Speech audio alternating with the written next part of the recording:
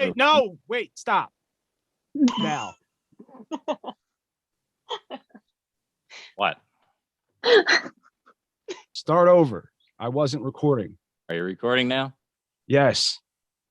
This week, in honor of Women's History Month, the top 3 teaser will be read live and on location from the Sapphic fire ceremony on the fabled Isle of Lesbos by the Doctor and Juliet, the Scorpion Goddess. In this episode of the Media Virus podcast, we're just going to wait. Sorry, guys. Maddie celebrates Women's History Month by performing a staged reading of Our Bodies Ourselves. The professor shares tips to achieve that elevated quaff. In his words, the higher the hair, the closer to heaven. And, like a good bra, Big Daddy rejoins us, always supportive and close to our hearts. And finally, we welcome Becky, for some reason. It's the Media Virus Podcast.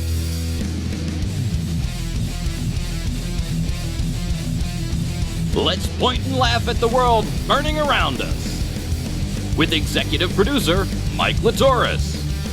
There's a fancy doctoring word for butt crack. Featuring the diversity duo Stanley McFadden and the lovely and talented Doctor. Shut the fuck up, Maddie. And now, spreading the sage nihilism of an aged Gen Xer, your host and mine, the star of our show, the incomparable Maddie Rockdeath. So anyway. Damn, do we have a show for you fucking people this week?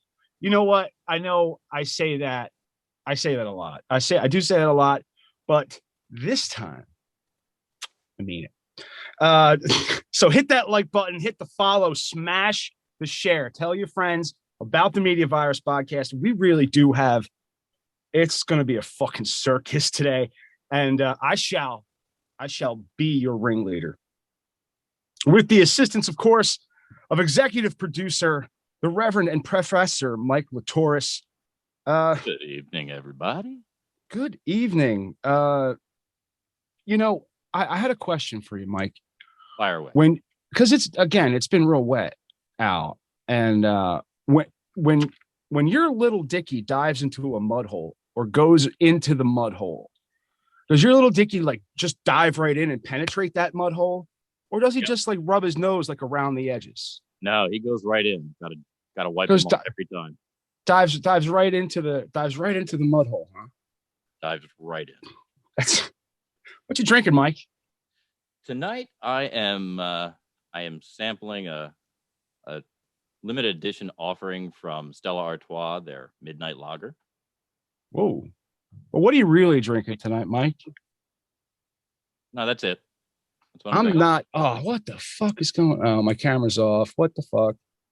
Close that. There we go. Haha. So Mike's got a sober evening. That's for some reason. Not drinking. Well, if things get ugly, I may slam a shot of whiskey here or there. I mean, you got VO, right? There's VO, there's Telemordu, so all right. I'm saying, you know, Mike, I've been getting concerned about the lovely and talented Doctor because she's been introducing us to people that like she knows and cares about. Is everything all right, Doc? Well, you know, my judgment has not always been totally solid, but I seem to survive okay. Obviously, I mean, I'm here, right? So, yeah, but largely that is due to my my sister from another. Hey, yeah. Where did your friend go? Well, she made a person and then she had to go. Okay, so anyway, this is my BFF, my sister from another mister, my partner in crime, the Thelma to my Louise, the wonderful, amazing, how do you want to be introduced? Jennifer. Can we make that kiss just a little bit softer and on the lips? On the lips, no. Oh, yeah. What? A little longer. Yeah, so I am visiting from the hip happening metropolis we're not even in Lancaster, are we? Millersville? We're in Pennsylvania? Lancaster. Okay, We're in Lancaster, Pennsylvania. Yeah, it's really there's like cows and all kinds of the Amish people in We carts. traded up the buggy and horse. So what Yeah.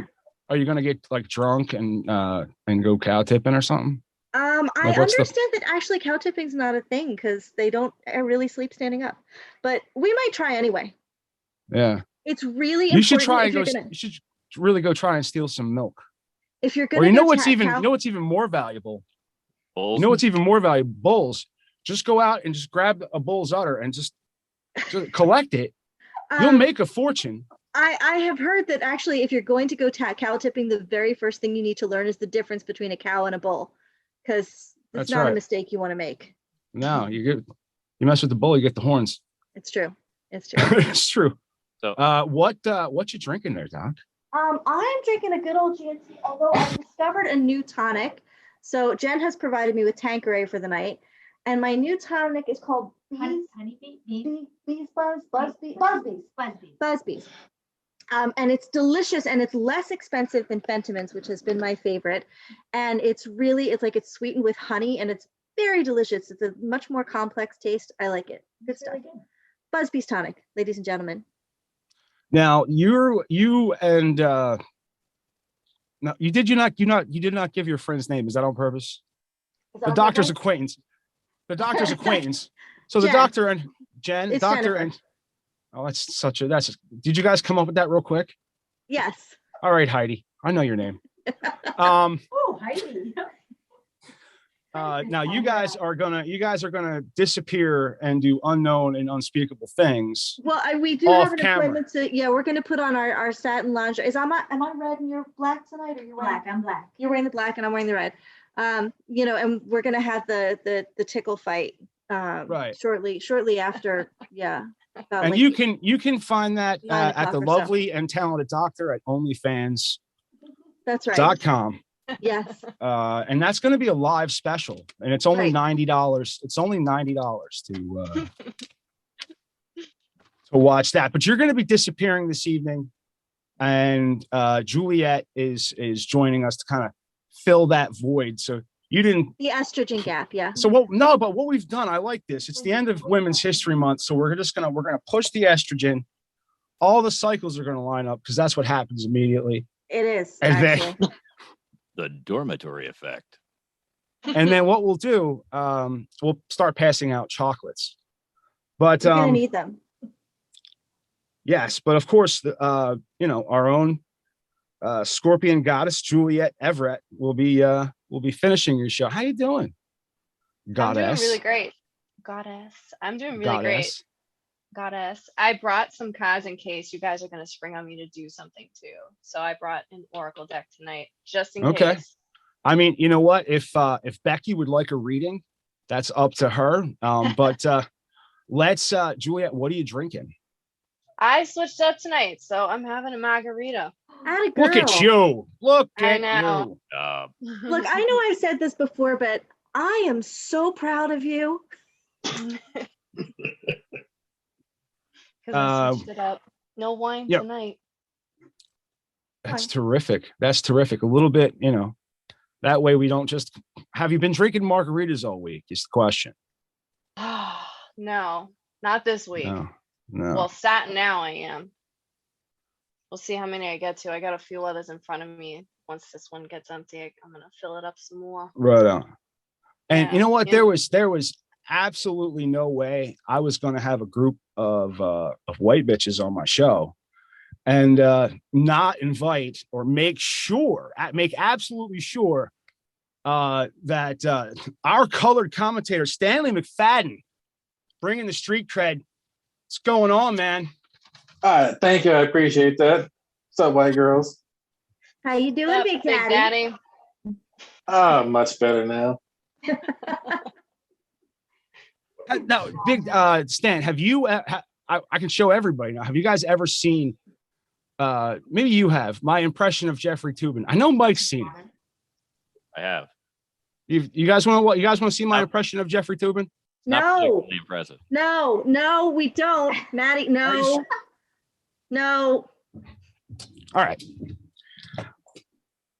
What you drinking, Stan? I'm drinking Gatorade because I just killed my workout. Killed it. All right. If you worked, and he's coming fresh and sweaty. He's not sleepy, dude. This is gonna be this. That's just how we like him. Absolutely. Got my do-rag on, soaked up all the sweat. You're looking, yes, you're looking especially African American this evening. In celebration of Women's History Month. Yeah. It's also the last day of St. Patrick's Month. Yes, it is. So it's time to get into what I'm drinking tonight. Well, yes, what are you drinking, Maddie? Before we do that, I just wanted to ask you if you were going to address the elephant in the room. There's so many jokes. What? I know I've put on a few pounds, Mike, but that was really mean.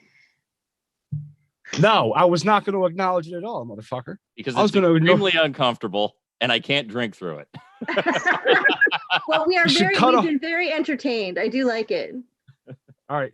While you're cutting a hole in your mask, roll the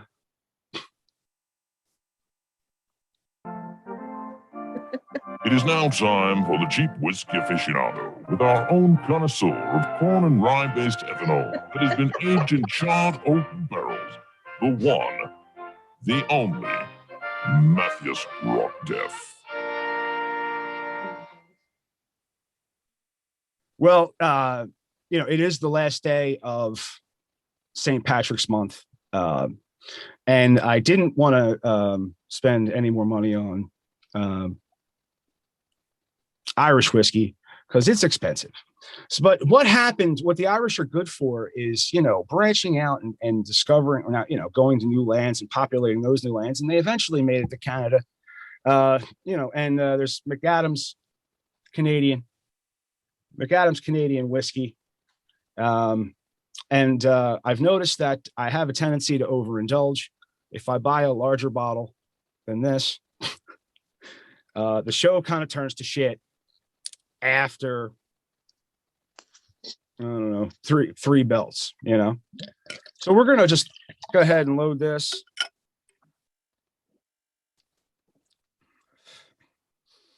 It's your grandfather's whiskey, or my grandfather's whiskey. Holy shit. Bites hard. You're drinking. You're drinking like a man. I can feel the fucking hair on my goddamn chest grow. That's right. McAdams. It's terrible. It is what it is. All right. Moving on to the next segment. Are we due for a break? I don't see anything. I think we're going to do our badass woman before the first break. Yeah, we're going to drive hard. We're going to, we're driving hard. All right. So I'm going to introduce Becky. Becky, I can see, has been jumping at the bit, like chomping. Like she's just, when are you going to introduce me? How's it going, Bex? Going great. Thank you so much for having me. I can't tell you how excited I am. I know you're excited. I absolutely know you're excited. And because you and I have talked about, I didn't give you the big intro because I'm kind of like, I've had a bad day and I'm sorry. And I didn't get your little bio. I didn't see it. Did you send me something or did it? I did, but it literally, I mean, come on. Right. Procrastination station. But it was, I've worked, right. I've worked with Becky. I've known Becky about 5 years, and a common conversation between Becky and I was music and wanting to do shows about music. And so this is going to be a special episode with Becky, and I'm hoping Becky will come back and do more special episodes where we're doing a Spotify only. This one's only going to be heard on Spotify. It's only going to be seen on YouTube. But Anchor's not going to push us out to the other platforms. So are you saying this is a very special media virus? This is yes, it is a very I wish special. I had a very virus. I don't know. I'll think on that. So it's a very virus one. I didn't wear my special sweater. So, the idea of having Becky on is doing these reaction videos, playing music that, is important to us in some way. It doesn't have to be this changed my life, but you know, I'm kind of, because you don't like, I don't want to open I brought up. something that absolutely changed my life, but you know, go ahead. No, keep talking. I'm sorry. But I know for a fact that there's so much more. So, you know, it is what it is. So let's want to do this. By the way, I'm drinking, in case anyone cares, Crown Royal Black. Please. And a Bud You Light. just a Bud. So that's it's like having a nice plate and putting hot dogs on it. Like a Crown Royal Black and then a Bud Light. Well, listen, so you know, I have great intentions, right? On my I'll buy a bottle of, you know, Jameson or whatever. But you know, the man of the house comes home and drinks it before I get to it. So, you know, I get what's here, which is again. You need to hide that. What the hell? He drinks your booze?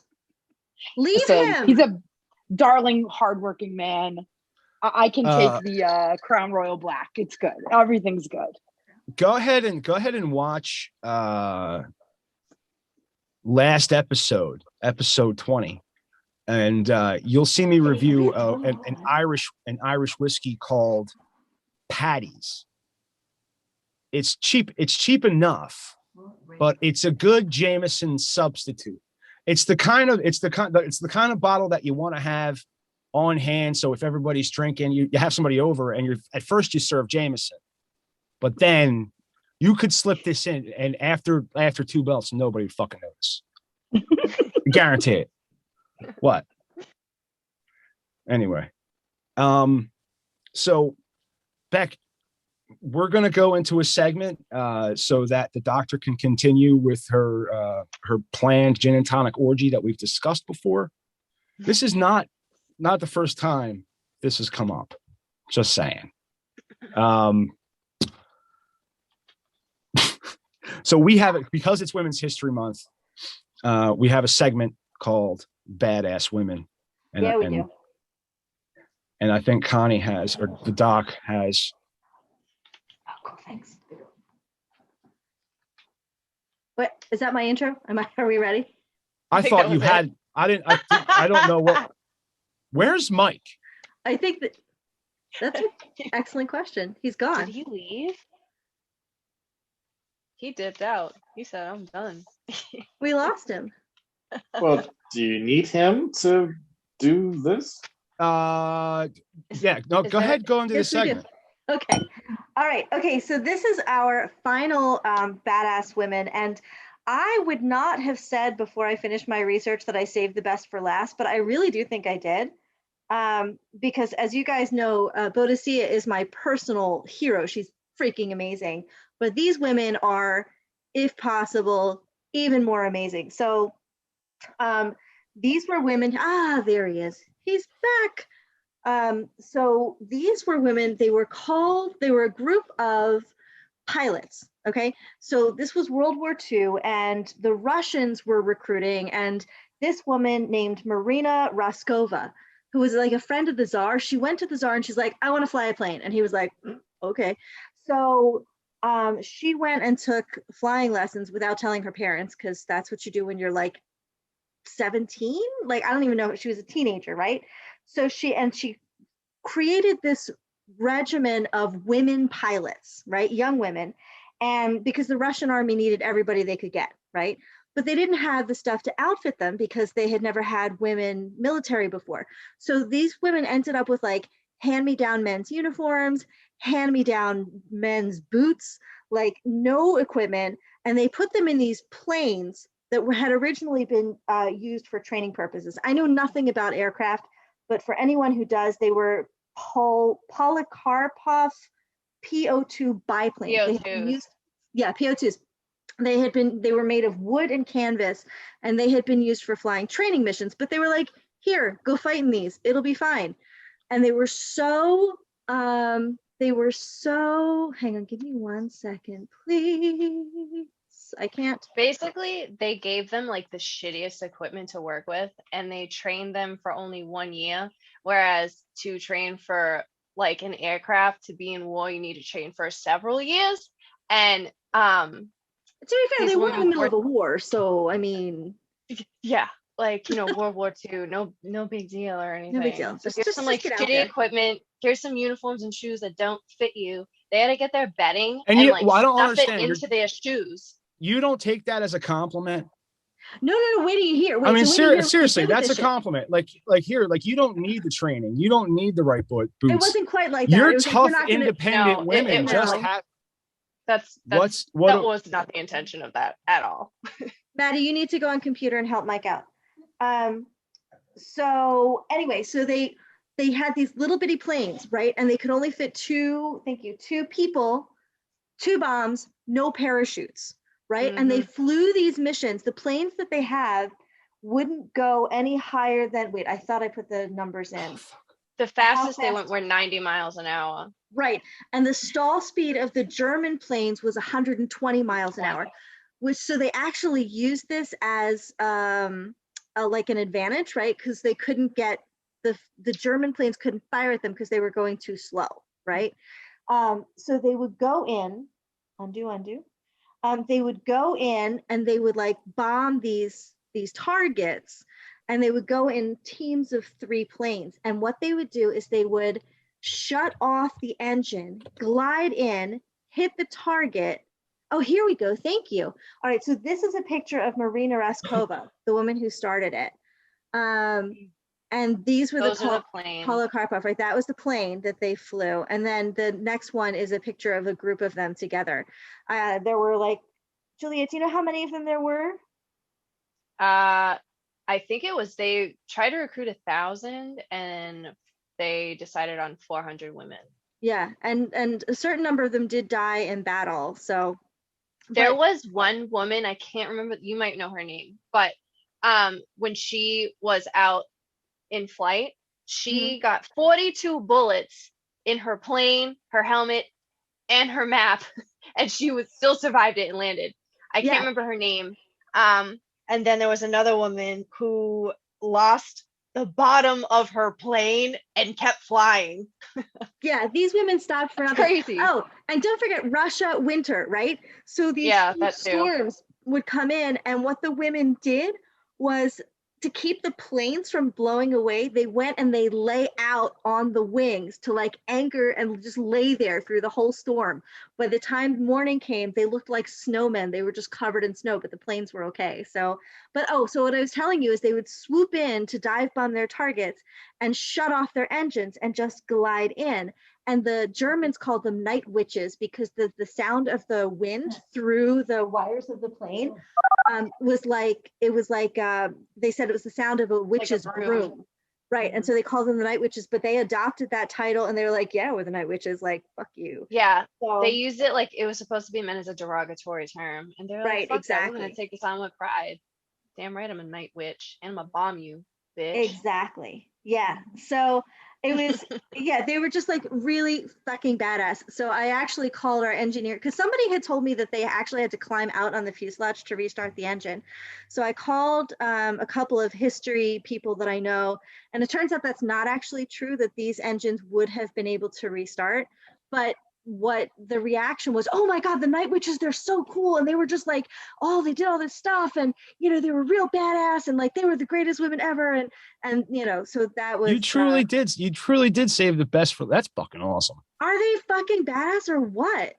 People don't like, everybody in America's like, oh, we won World War II. No, we did not. The fucking Russians did. These were Russians. Yeah, they were. The fucking Russians kicked the dog shit out of Germany. They absolutely did. All right. So anyway, so those are the night witches, our final feature for Women's History Very Month. good. Awesome. Oh, wait. I just want to say, and some of the women would cut their hair really short to appear like as if they were men, but then some of the women also wanted to keep their like feminine power and they painted flowers on their faces. Oh yes, they did. That's cute. That's so cool. Yeah.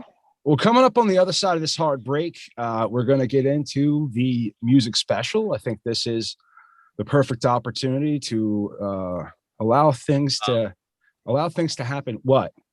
Did you not get my outline? I heard this. I heard the thing. I thought we were going on a hard break. We are, but it's going to be a live read. For me? I can do it. All right. I just need to pull it up. Go ahead, talk for a minute. Hey, before we go, hey, Jen, you want to say anything? Hey, we gotta say goodbye. Bye. That was not compelling at all. She like never shuts up is the funny thing. Well, you put a listen, it's not easy. You put a camera and a microphone in somebody's face, and they're not prepared for it. And I don't know how much communication you had with this beautiful woman before you came over of what was going on. But you know, Yeah. Most sociopaths are. I'm also terrible. And the one my ex-wife used to say, like, I'm handsome until I start talking. And then But I think that's true of most men. Yeah.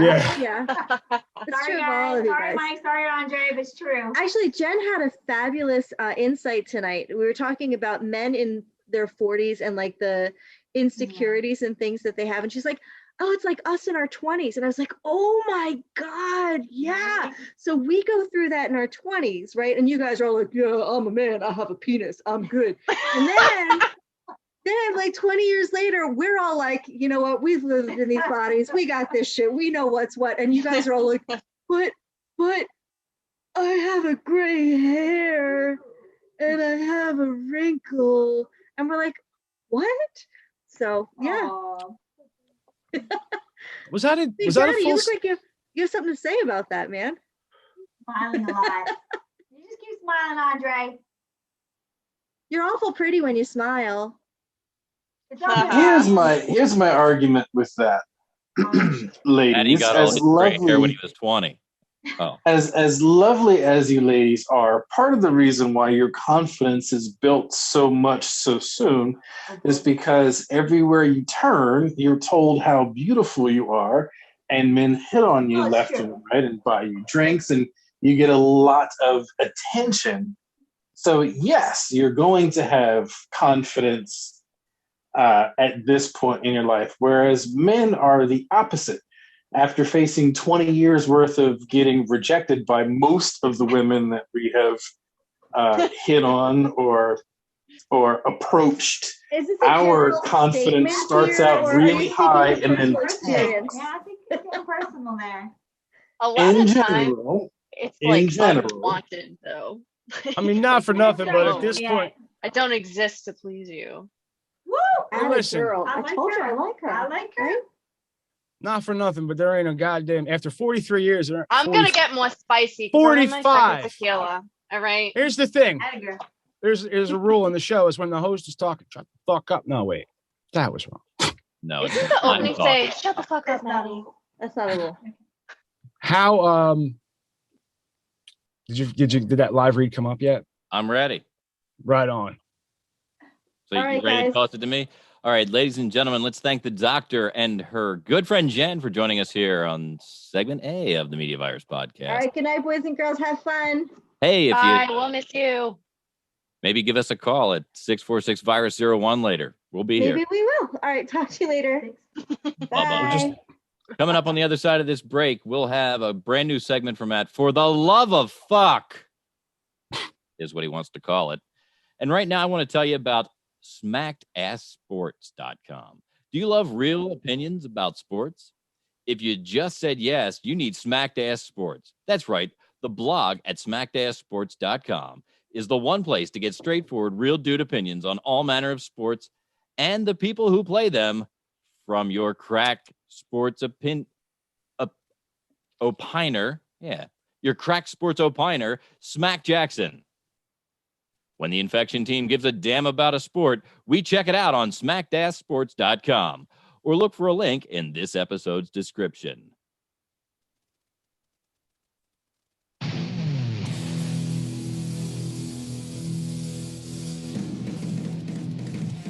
Send help.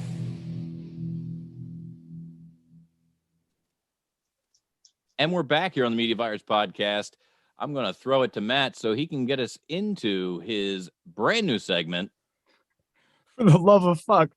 No, dude. I'm completely. Do you have can you just pull that up real quick? Just pull up the headlines. That's where I'm headed. All right. So Beck, the song that you brought this evening, you said it changed your life. How did it do that? So, so maybe the song so much as, but the album. And I actually had a really hard time choosing which song from this particular album to bring to the show tonight. So, I mean, so should I just say the song? Are we gonna play the song? I mean, I'm just assuming that you guys are like the smart people and you're gonna like play it. Do we get to play our songs for each other? We will. No, we will absolutely. We will absolutely. I'm kind of just filling time. Yeah, that's gonna be the C block though. We're gonna get into it. Trust me. Okay. But sex videos in Parliament shock Australia. So in the Australian Parliament, dudes were getting together and jerking off. I'm going to break it down for everybody. And then that's not. No. That wasn't. It did something that it wasn't supposed to. Uh-oh. Bear with me. I have to drop the share and come back.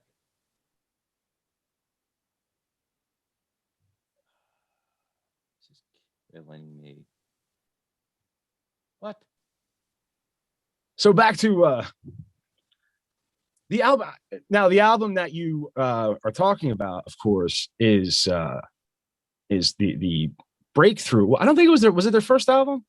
It was their third album, right? But it was Breakthrough, first major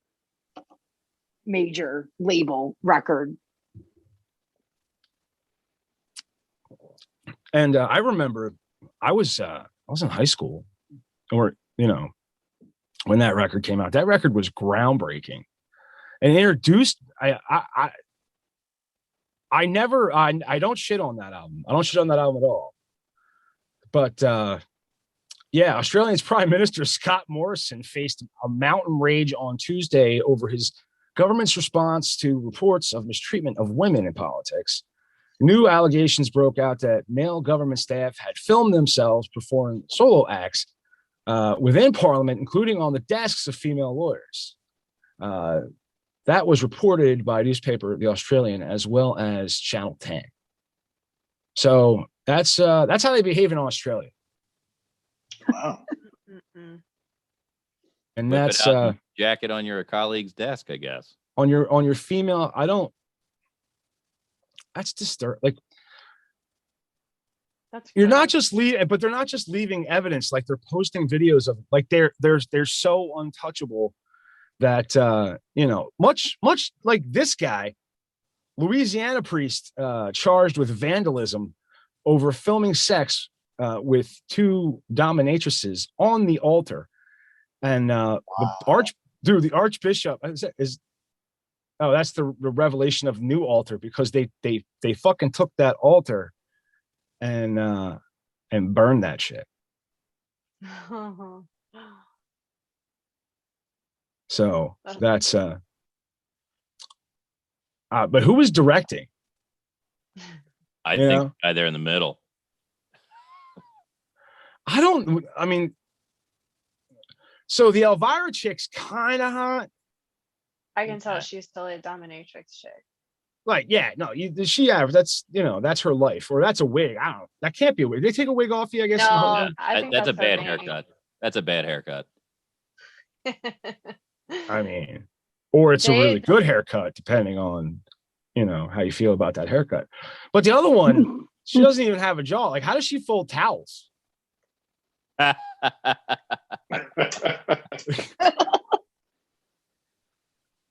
Right? she got punched in the face. Well, maybe that's part of the dominatrix and shit. Got like a Bell's palsy thing going on. It's a little droopy on one side too. Yeah. And he's no looker. Like he had to pay for this. And the priests, where did priests get their money from? Like fucking This guy looks like he fell asleep in 1982 and just woke From up. the collection plate. That's what I was gonna say. Like, yo, maybe that's he was an extra Richard in Ramirez. Greece, and he just figured out that it's 2021.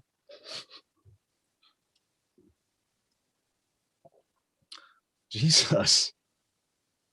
Yeah, I'm vicious. I like that. But what the Travis acts as demonic. Yeah, they were so pissed off they burned the fucking altar. How about it? That's crazy. You desecrated my When the details became clear, we had the altar removed and burned. his obscene behavior was deplorable. Desecration. The altar in the church was demonic. I'm infuriated by his actions. I don't know. Oh, and clearly visible from the street. Wow. Damn. Oh, they had the doors open? Oh shit. So much for Jesus stained glass Christ. windows. Right. So what are they stained with? Uh, Dun, dun, dun, dun, dun. So, and what was there's a third. It's quite human sad. penises are shrinking. Oh, I saw this on TikTok. Oh, wait, no. Did you really? I We'll haven't, come I back. haven't heard about this. That fell in out of order. That actually comes up after this one. Yeah, this guy's a genius. This dude. DoorDash driver demands sex from a customer, threatened to cancel order. So this woman orders DoorDash. This woman orders DoorDash, and he sees that it's a real long trip, which means there's no other DoorDashers nearby to do her order. So he just pretty much tells her, "Listen, I'll bring you the food, but I want some sex. Like we got to do something." I think this actually has his no soup for you.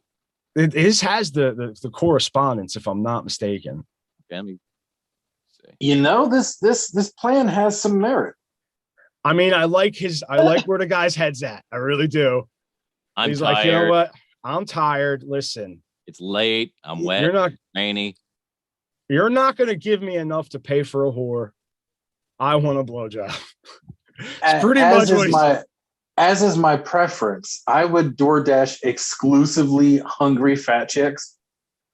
You get a much better chance of getting a meal and a blowjob at the end.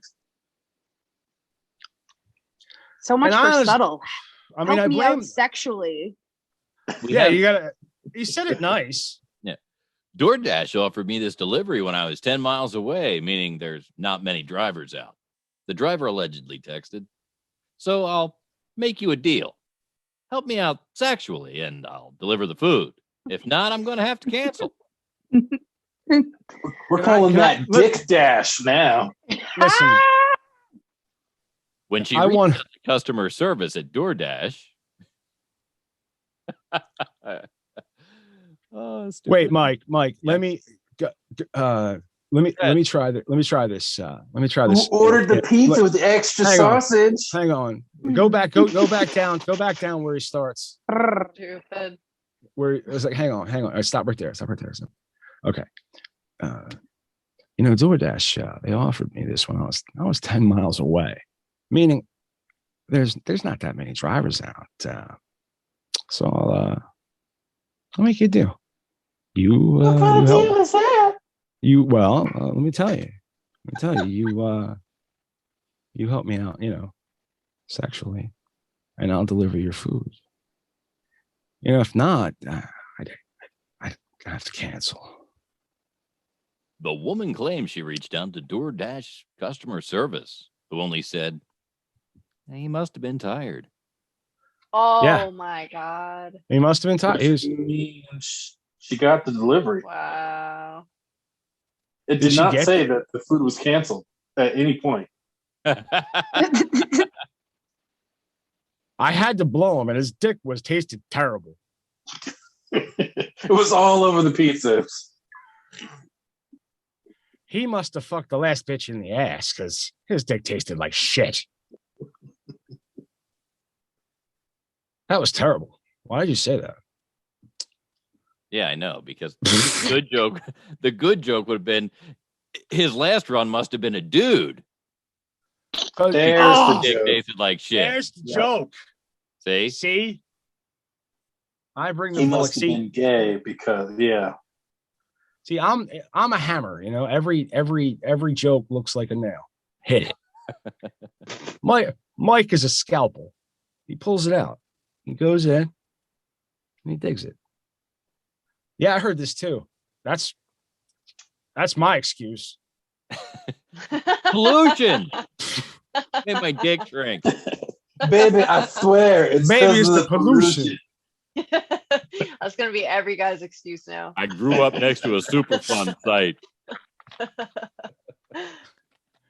I'm an Irish man that grew up in Chernobyl. You know what though? If this is what I got after pollution, I want to see what the fuck did I have before pollution. Dude, you'd have to tuck it into your socks, right? Like, run it around, be in the shadow, like run it around your ankle, and then into your sock, and that would just be terrible. As a result of this pollution, a growing number of babies are being born with small penises, Dr. Swan writes. Dr. Swan, huh? I don't know. Sounds iffy to me. Her book, titled Countdown, examines how our modern world is threatening sperm counts, altering male and female reproductive development, and imperiling the future of the human race. Huh. Dr. Swan's research began by examining phthalate syndrome, something observed in rats, which found that when fetuses were exposed to the chemical, they were likely to be born with shrunken genitals. But that works like on chicks too. Like their twats get smaller, right? It took me a minute to search for the word twat. Well, I'm glad you used the technical term. Isn't that what I did date a girl. I dated a girl whose doctor told her that she had a quote cavernous vagina. What does that mean? Cavernous. I don't know. Well, a cavern is That's a deep cave. What does it mean? It means I could fit my whole fist and I was gonna say the doctor and wait. The doctor just pulls himself out. He's like, wow, you've got a cavernous vagina. This is huge. The echo was amazing. Oh my god. The sound quality that it made with the speculum. Hang on, let me strap a 2x4 to my ass. Jump in head first. She discovered that male human babies who had been exposed to phthalates in the womb had shorter anogenital distance. By now, something that correlated with penile volume. Whoa. I mean, but if you think about it, this all makes sense. If there's pollution, the burning of an altar at a Pearl River church. We're like, wait, is something talking? Brought you the story this week about Father. Go away. Okay. That was like 2 segments ago, asshole. That makes sense because it's like if you think about it, with the not you, Mike, whoever played killing the earth, it's killing the earth. So it's like the people need to stop creating and stuff. So they're like, we're gonna shrink everything and then make your vaginas bigger. I guess I don't know. What sucks is that the mutation went that way instead of the other way. Like that just makes me wonder if God's a woman, because if it was a man, like the mutation would have been like, you know. God is a woman. That's a pretty good argument for that. Yeah, according to Ariana Grande. Haven't you heard her song, God's a Woman? I have not. You need to listen to it. I stopped taking her seriously when she dated Justin Bieber. You're too good for Ariana Grande. Get on. I can't take her seriously. She dated Justin Bieber. We're too good for a lot of things. Ariana Grande is such a sweet. She's actually my favorite artist too. She's an amazing person. She's a cutie patootie. Yeah, and she fights for like all different types of like activism and stuff Yeah, too. She's she's really sweet. fucking irritating. She's She not. gets on my fucking You're nerves. still hating on Her the voice pop is music, amazing. Matt. I mean, I don't hate on pop music. I just hate on music I don't like. Which also in turn happens to be pop music. A lot of pop. I'm not into bubblegum bullshit. I like hard hitting and lyrics, and there's got to be more to it than Just a like hot beat, a good song. a hot beat and words that rhyme.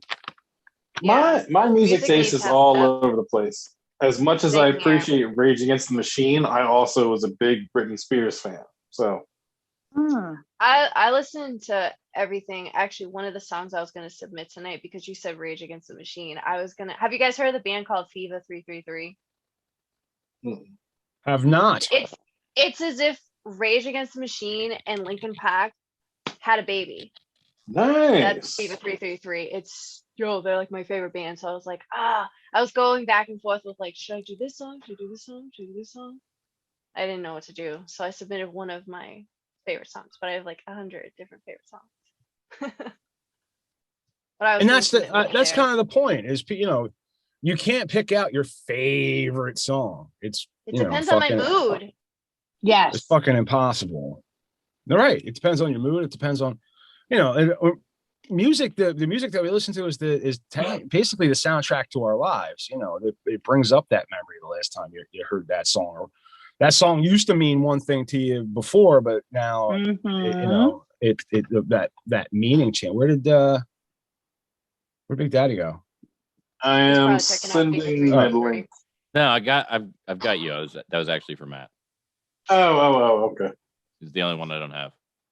Oh, I figured we had a lot. I didn't know if we'd have room for something because but if we do, we do. I got a couple to grab from the air that I could probably shoot over to you. Okay. But I want to make sure everybody else gets their time. So generous. Well, do you want to do? I only submitted one. I narrowed my shit down to one. Well, it's one. We're all getting one. That's it. I just didn't want to, So you want to do a quick break and come back? Yeah, then we'll get on the other side of this break. We're gonna start talking about all the fucking music and whatnots. All right. How was that? Was that good? Oh, do I have to do? I have a live read. Do I have to do the Rick's Food Show thing? I don't have it up. This one was going to be for your bank thing. Do you have did you do any copy? I didn't write any copy. I didn't write any copy either. Get $75 when you join Matthew on Chime. You can join me and get a Chime account if you use my referral code, which will be in the description of this video. You will get $75 and I will get $75, and I will use that $75 for alcohol, drugs, and this show. So, go ahead and use my referral code. And it's something that's got my whole name, Matthew Sanasak, which is on the podcast there. It's the links. The link will be in the descriptions on Spotify and YouTube's. How was that? Was that good? It's good. And I'm 75, dude, $75 fucking dollars. All you gotta do is, and we both get $75. And this, I got the first time I had direct deposit, I got an extra $75 because you got to set up the account, and you don't have to deposit. And dude, it's easy. You don't have to deposit your whole like paycheck. Like my wife puts $50 into this account, and just basically she puts $50 into the account, and you get you're they advertise you get it early on Wednesday. I get mine only a day early on Thursday than I did with my other bank, but and it's really easy to do. There's no there's no bullshit. They kind of walk you through it. It's pretty easy. Chime, yeah, go fucking do it. Use my referral code. And I'll put a quick bumper here. So for editing purposes, it makes my life easier.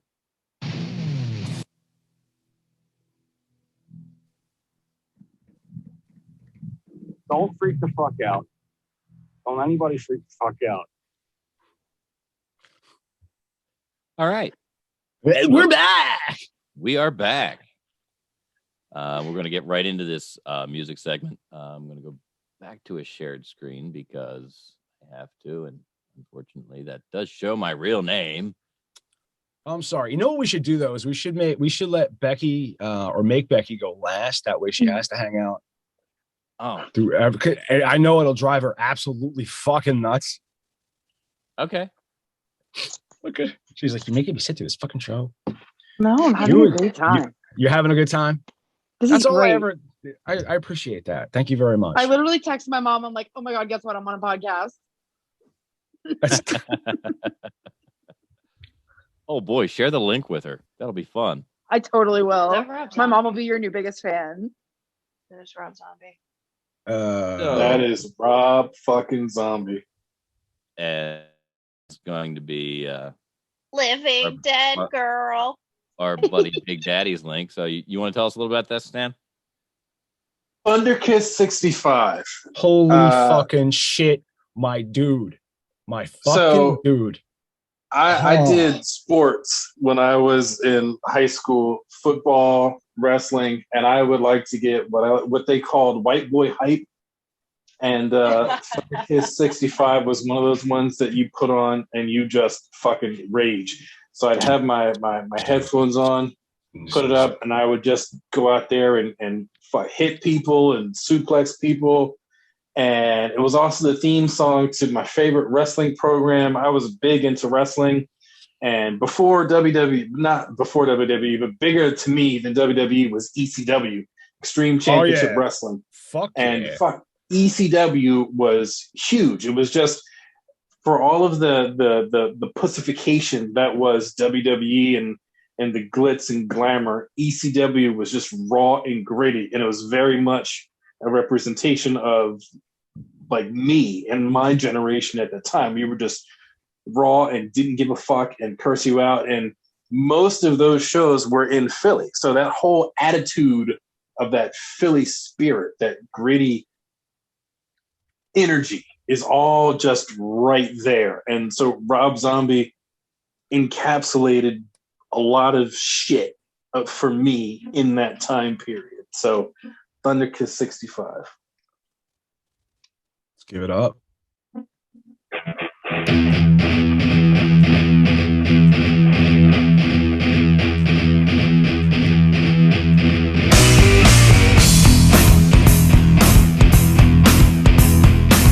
don't know any other words, but fucking love it.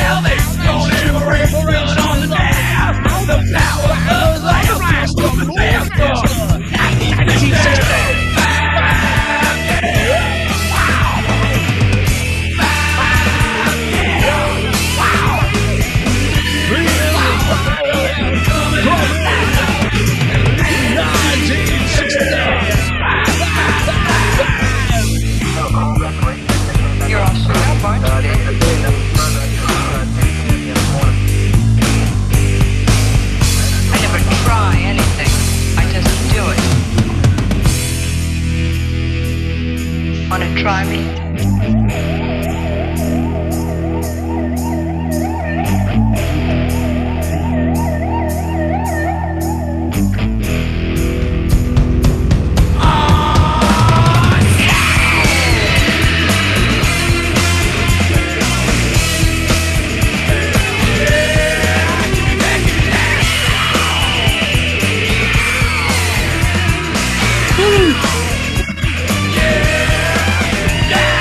Rolling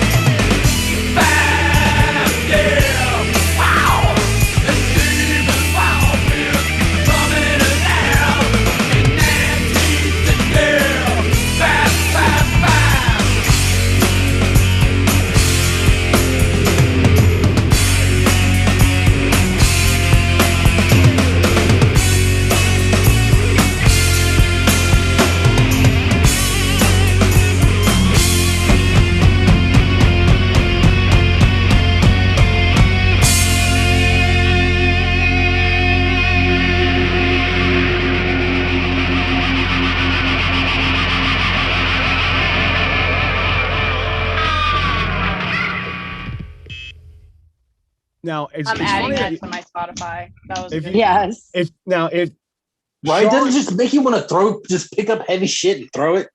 Sean E. Salt, the bass player from White Zombie, was incredibly hot.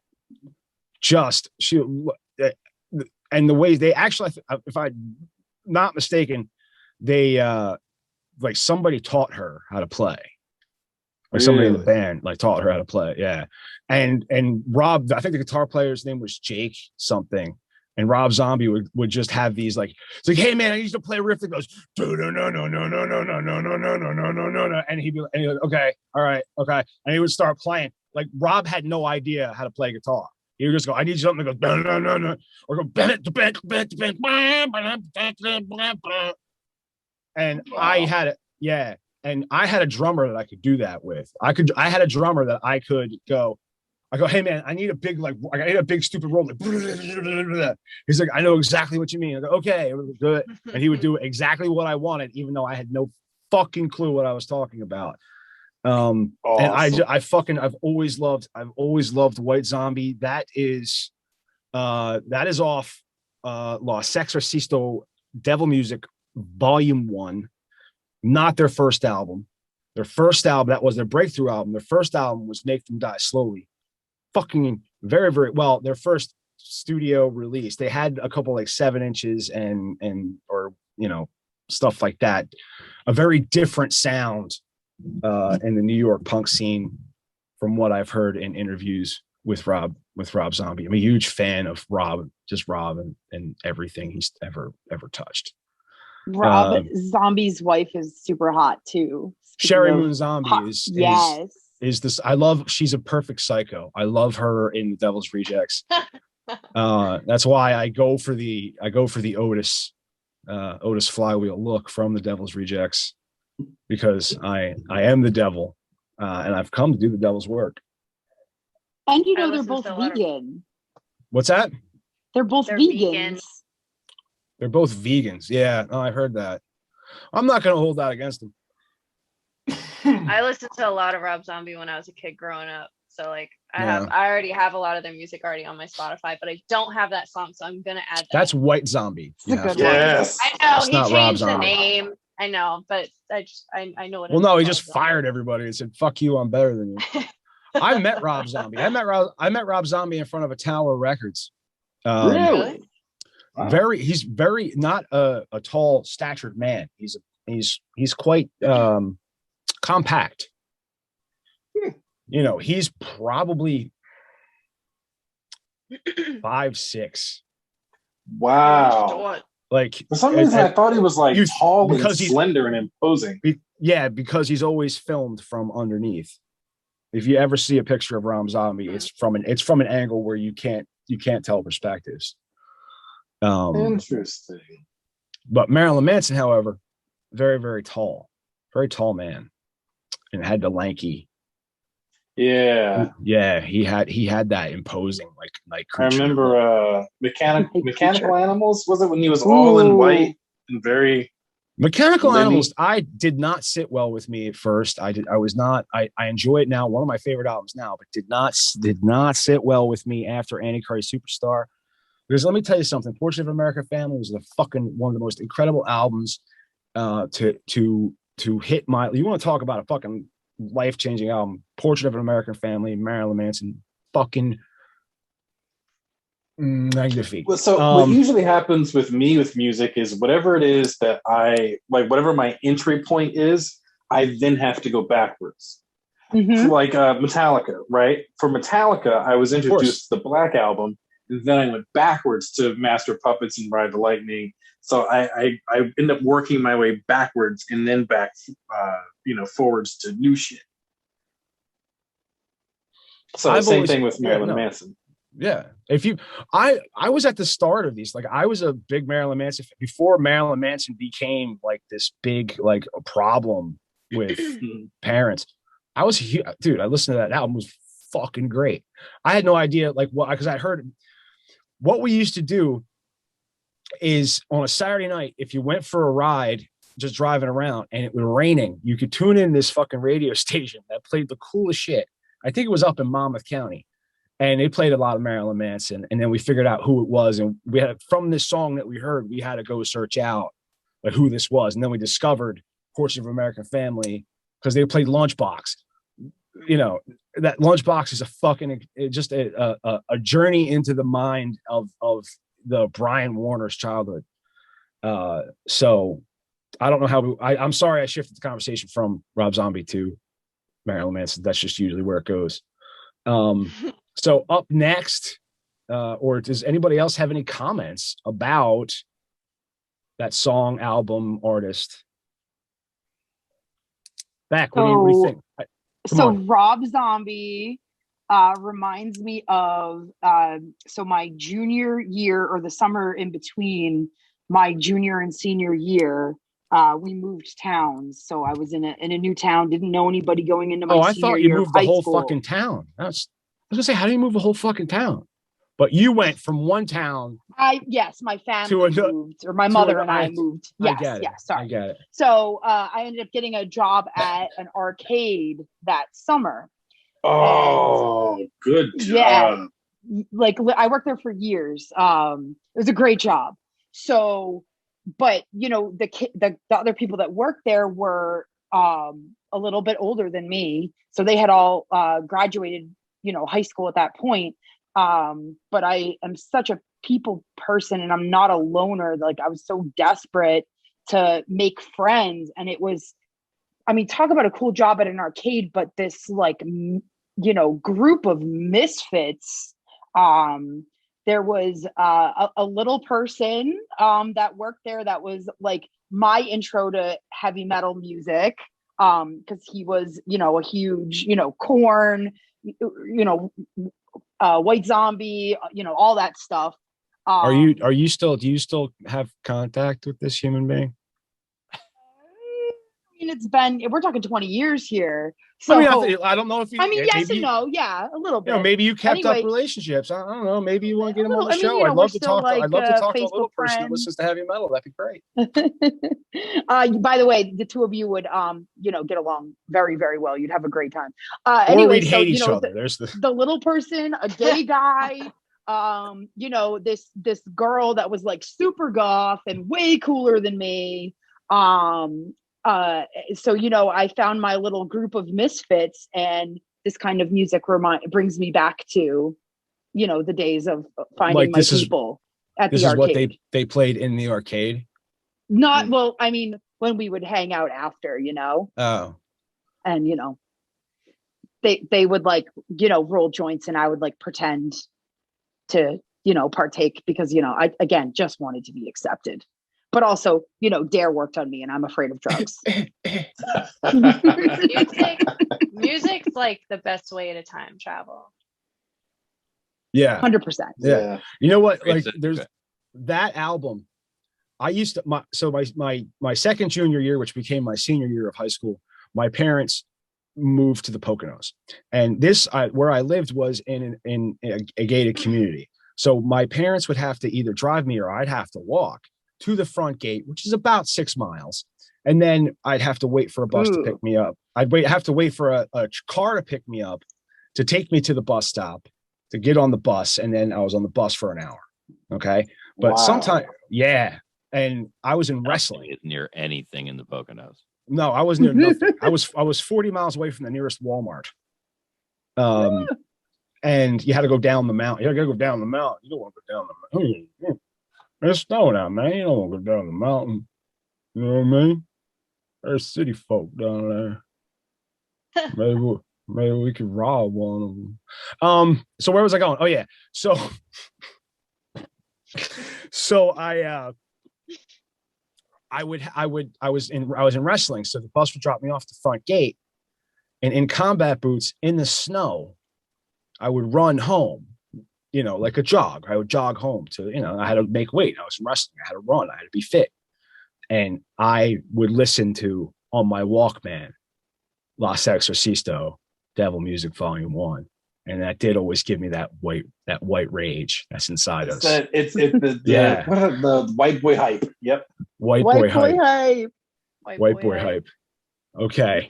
Okay, So I'm I just- go ahead. okay. I was Sure, just going to shift gears and go to the next song, but Right on. you had something to Keeping say. us on time. Nah. All right, so I'm going to shift gears. We're going to get into the next. Our next selection is from Juliet. Oh God. I'm What do you about to wanna kill tell the mood. I feel like I should have stuck with I had so many different choices to choose from and I didn't know. But at the time when I chose a Well, song, hang on. Yeah, tell me, why did you bring this song, Juliet?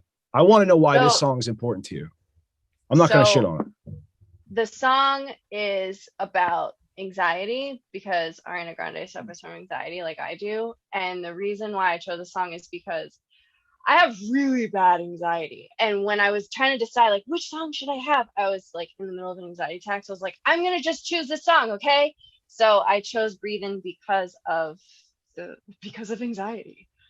And I love this. it's a really good song. Now, you did hear me sing the whole time over Black Sunshine. did. Or over, That's what all right. I don't All think right. you're So the uh, words why- to the you- song. But who if you knows do, what's you who totally knows what's sing. going to come out of my mouth? I don't know. I don't In- know. I'm Towards the end of the chorus, because her vocal range, Ariana Grande's vocal range is amazing. I can listen to her just sing even without music in the background alone and like cry. Her voice gives me goosebumps. It is amazing. And in the end of the song, she does this. I heard like different vocal coaches on YouTube talking about the range that she hits towards the end of the song, and they were like, the only way we can describe it is like a scream cry, but it sounds so good. And she's a Cancer, so she's a water sign like me, so she's very emotional. So there's that too. But I just, when I'm in the middle of like feeling really stressed out, or if I'm drinking, or if I have a lot of emotions, or I'm having anxiety, this is a song that like I can sing in my car as loud as possible when I sound terrible, when I have the music all the way up driving in the middle of the night. And this is song that for gives me. you now this song, it sounds like I have a term for this and I call it an eargasm. When when a song brings these just feelings that you don't even understand, kind of. It's just like it's almost like it's like everything is melting and like you're experiencing every emotion at once, type of thing. I get like that a lot when I listen to Slipknot. I get like that every day when I wake up. Well, I'm saying in a natural, like just from the emotion of the song. Yeah, no, So listen, I'm gonna keep an open mind, Maddie. I guess, yeah, fuck it. I'm nervous. I feel like everyone shit on her, so I'm like, oh my god, I should have probably chose something different. But I no, really it's just love this song. it's really terrific that we shit on her first.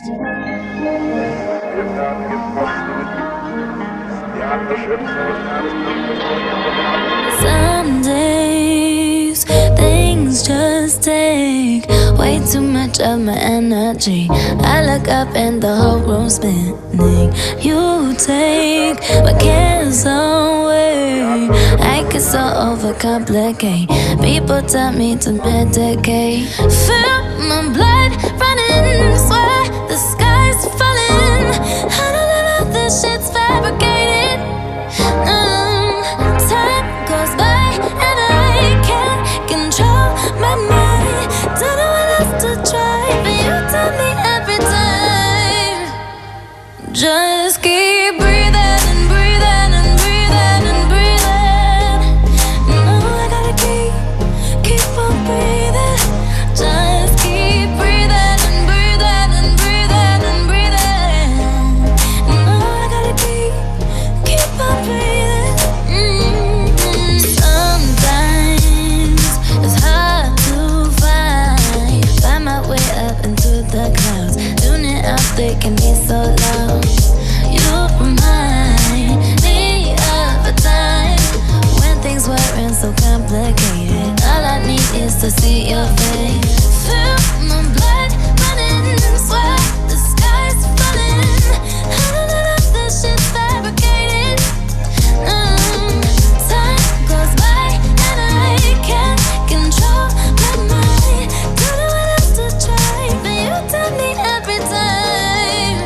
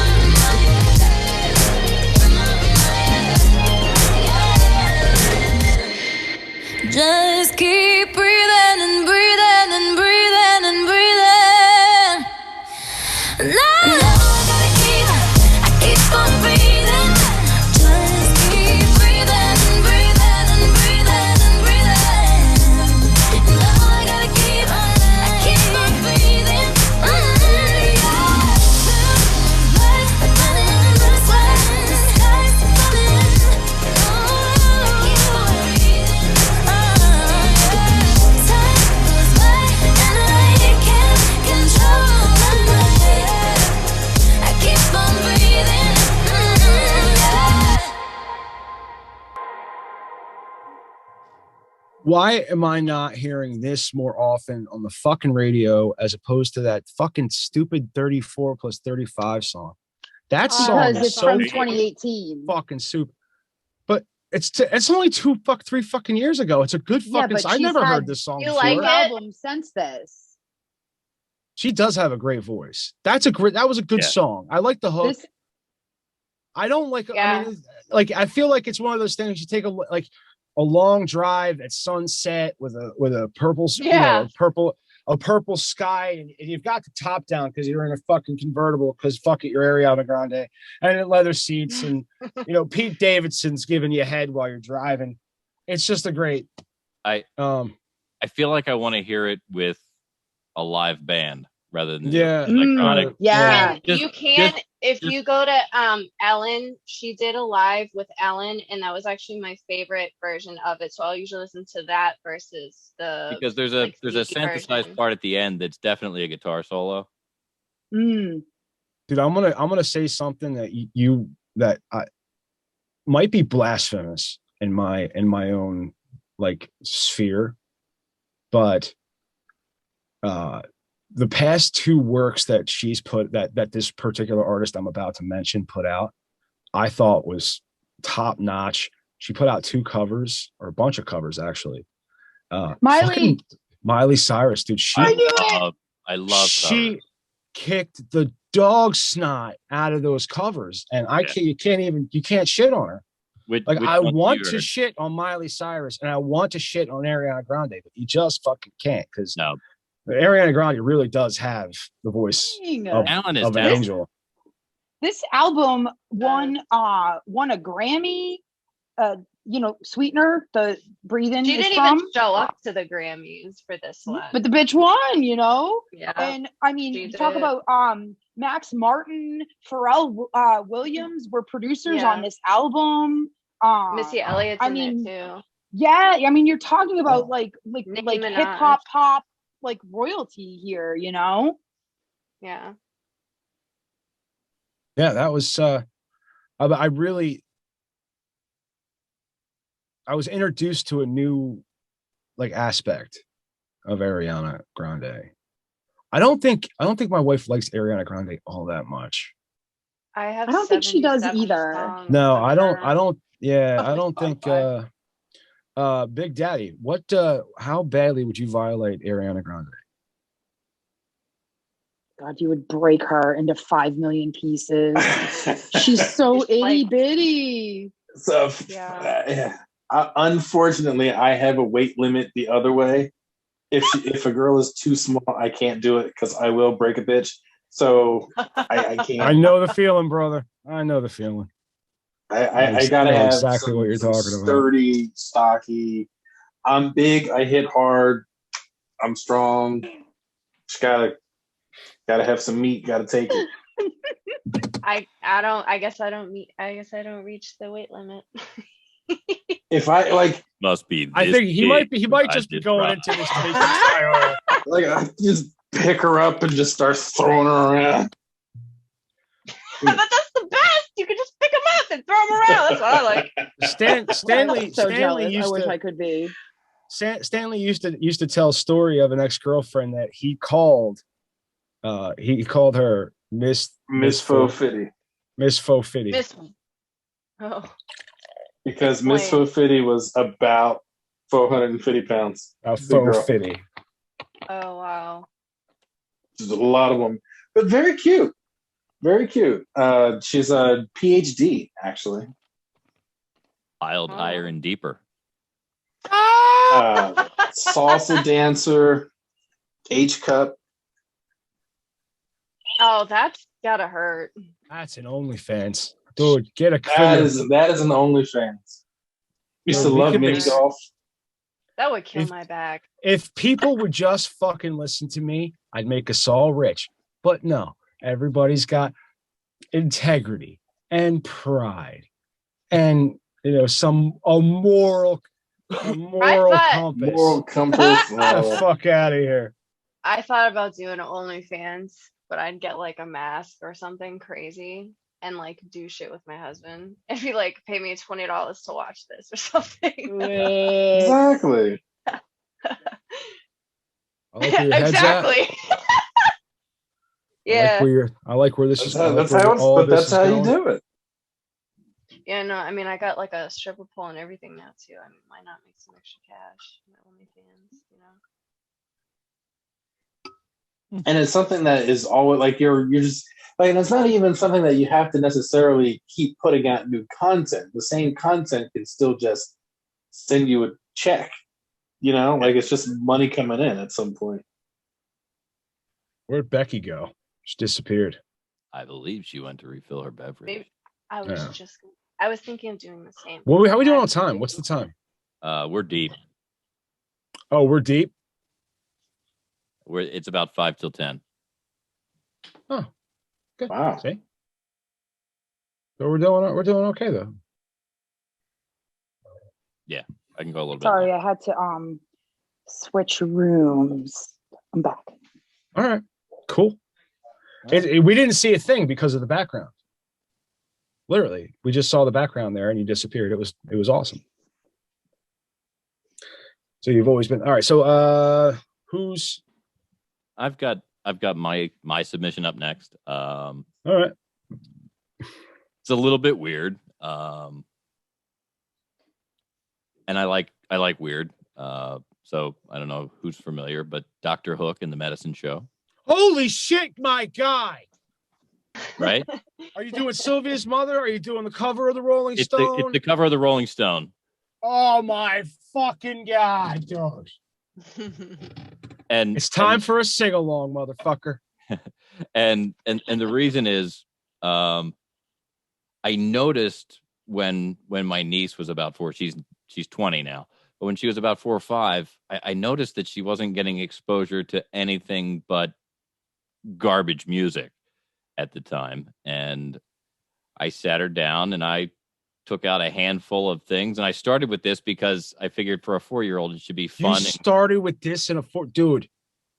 Freaker's Ball. Holy shit. So I started here because I figured it was fun. It's kind of cartoony. It's like the Muppets. And so this is where we started. And I don't know if you know how awesome it is when a 5-year-old walks into a room kind of humming to herself and then breaks into, I got a freaky old lady named a Cocaine Katie that embroidered his own. Poor old gray-haired daddy driving my limousine. To watch my mother and sister turn around and just look and in unison they say, Michael,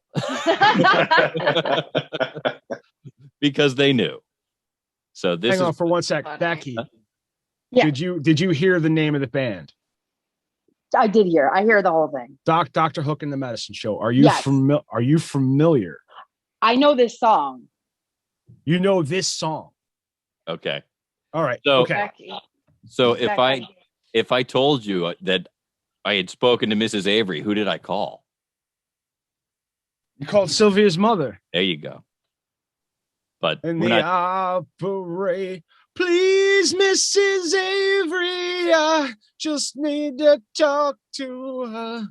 We'll only keep her a while.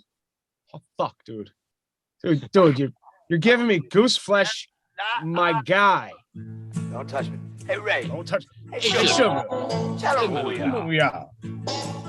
Well, we're big rock singers. We got golden fingers. Loved everywhere we go. We sing about beauty and $20,000 a show. We take all kind of pills. We take all kind of thrills, but the thrills we don't know. Is the thrill that'll get you when you get your picture on the cover of the Rolling Stone. Rolling Stone. See my picture on the cover. Stone. Buy copies for my mother. See my smiling face on the cover of the Rolling Stone.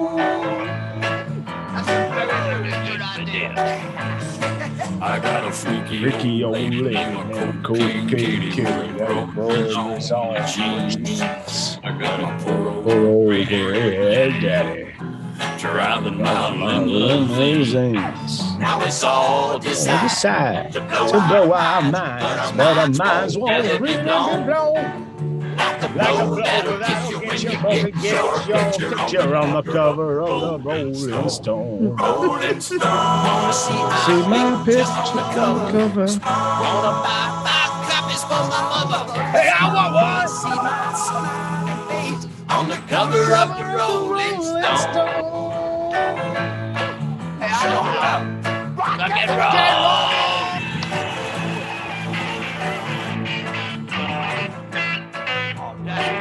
That's beautiful. We got a little teenage blue-eyed groupies who do anything we say. We got a genuine Indian groove. He's teaching us a better way. We got all the friends and money can buy. So we never have to be alone. And we keep getting richer, but we can't get a picture on the cover of the Rolling Stone. Rolling Stone. Wanna see my picture on the cover? Stone. 5 copies for my mother. Stone. Wanna see my smiling face on the cover of the Rolling Stone. On the cover of the Rolling Stone. Wanna see my picture on the cover? Stone. 5 copies for my mother. Stone. Wanna see my smiling face on the cover of the Rolling Stone. Right up front, man. I can see it now. Right up, man. Right up front, man. Smiling, man. Just fucking beautiful.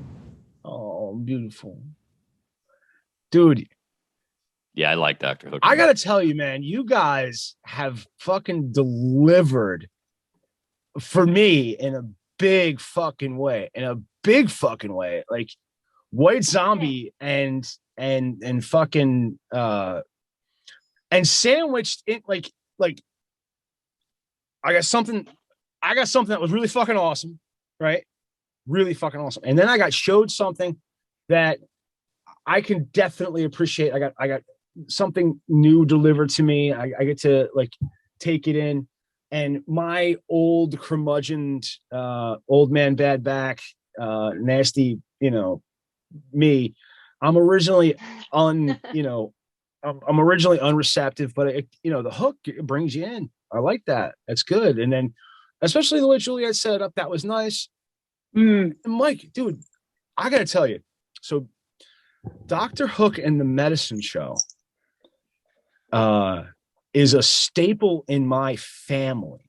Okay. And this is what happened. My brother is 13 years older than me. So before I was born, and before my older sister, who was about 5 or 6 years older than the brother between, okay, wanted this album and bought this album with his own money. Dr. Hook and that Sloppy Seconds. Sloppy Seconds, yes. And it was the second album.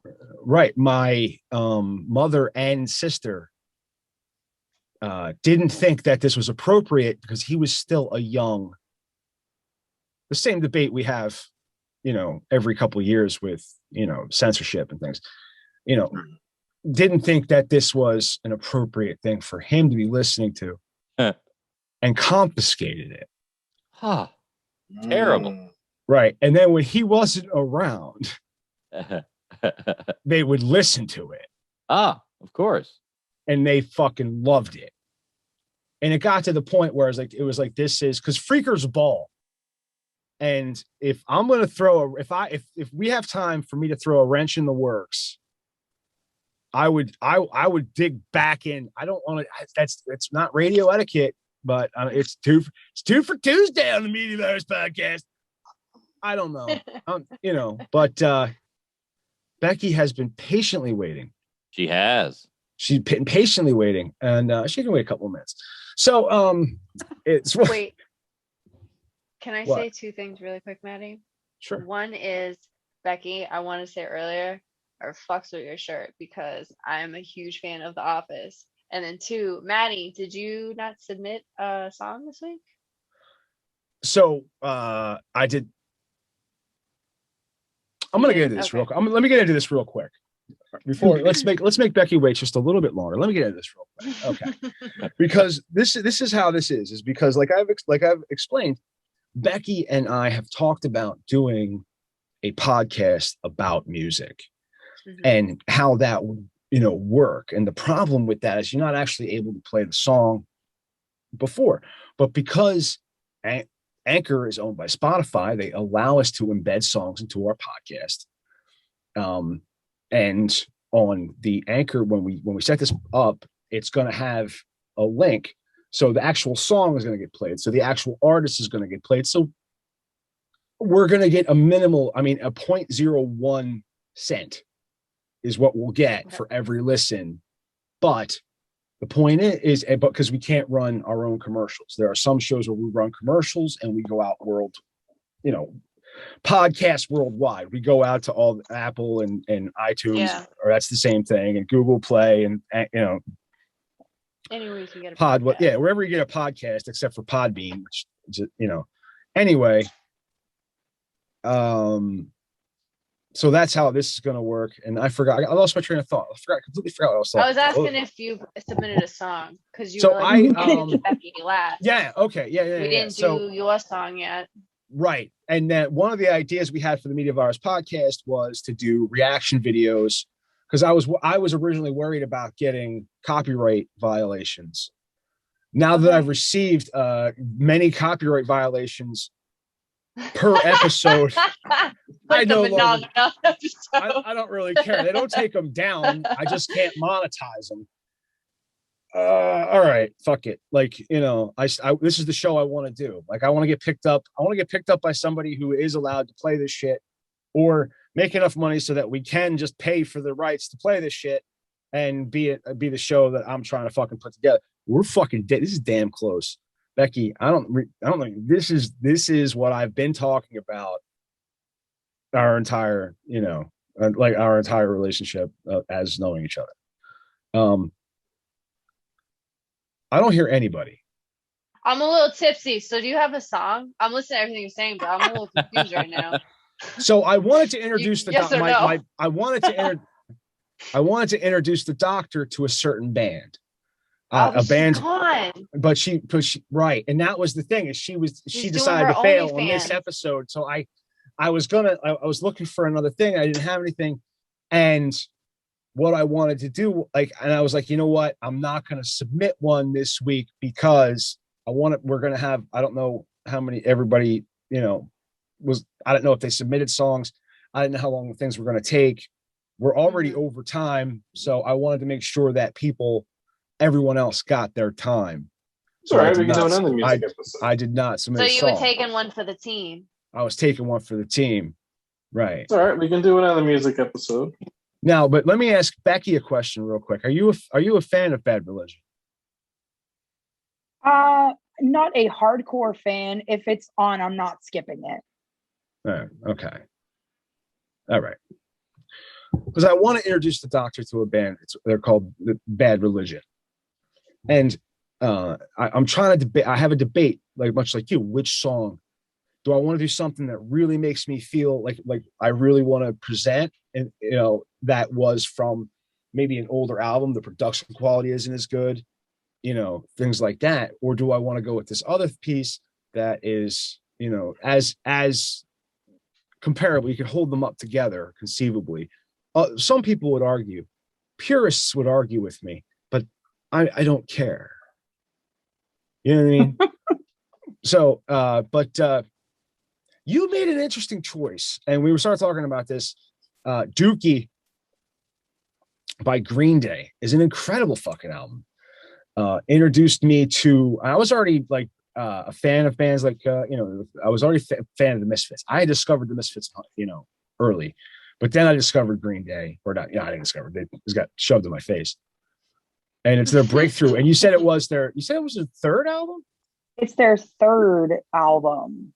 Oh, wow. Their first commercial album. Yeah, first commercial album, but I think Nimrod and they have I don't know what the other one is. I'm sorry. Isn't it Is it like American the Idiot? 30 seconds of like slappy hour, something, something, something? Oh, they have some kind of one of those ridiculous things like. It's actually a pretty good album. I actually almost picked a song off that album, but the reason why I chose Dookie, and this, again, I had a hard time picking which song off of Dookie. Now, Dookie is an album that is still in my. Did I miss something funny? I'm sorry. You said Dookie. Oh, thank you, Kerplunk. Thank you. 39 Smooth. That's the one I thought it was. Yeah. So Dookie is in my regular rotation still. I'm a 38-year-old woman, and I still listen to this album that came out in 1994 on the regular. I skip I skip the singles, the When I Come Around, the Basket Case. I mean, listen, they're great songs. Rape a clown. Yeah, exactly. Just heard them, too much. But there's, 6 or 7 other songs on the album that are just freaking great. There is one of my favorites. Honestly, my favorite song. It does get a lot of radio play. And you were talking to me, and I was like, if you're gonna talk about Dookie, we gotta talk about Welcome to Paradise. That song. White trash anthem. Honestly, I mean, it's one of those things where once you like if you lived in like lower like middle class, that's how you grew up. Like when you went out and tried to make it on your own, like that's where you started. And there's just shit all around you. And then I feel like should have been track 1 on the album, but that's just my opinion. No, I one of the best. But you chose this. You mentioned this and you said you're going to sleep on it.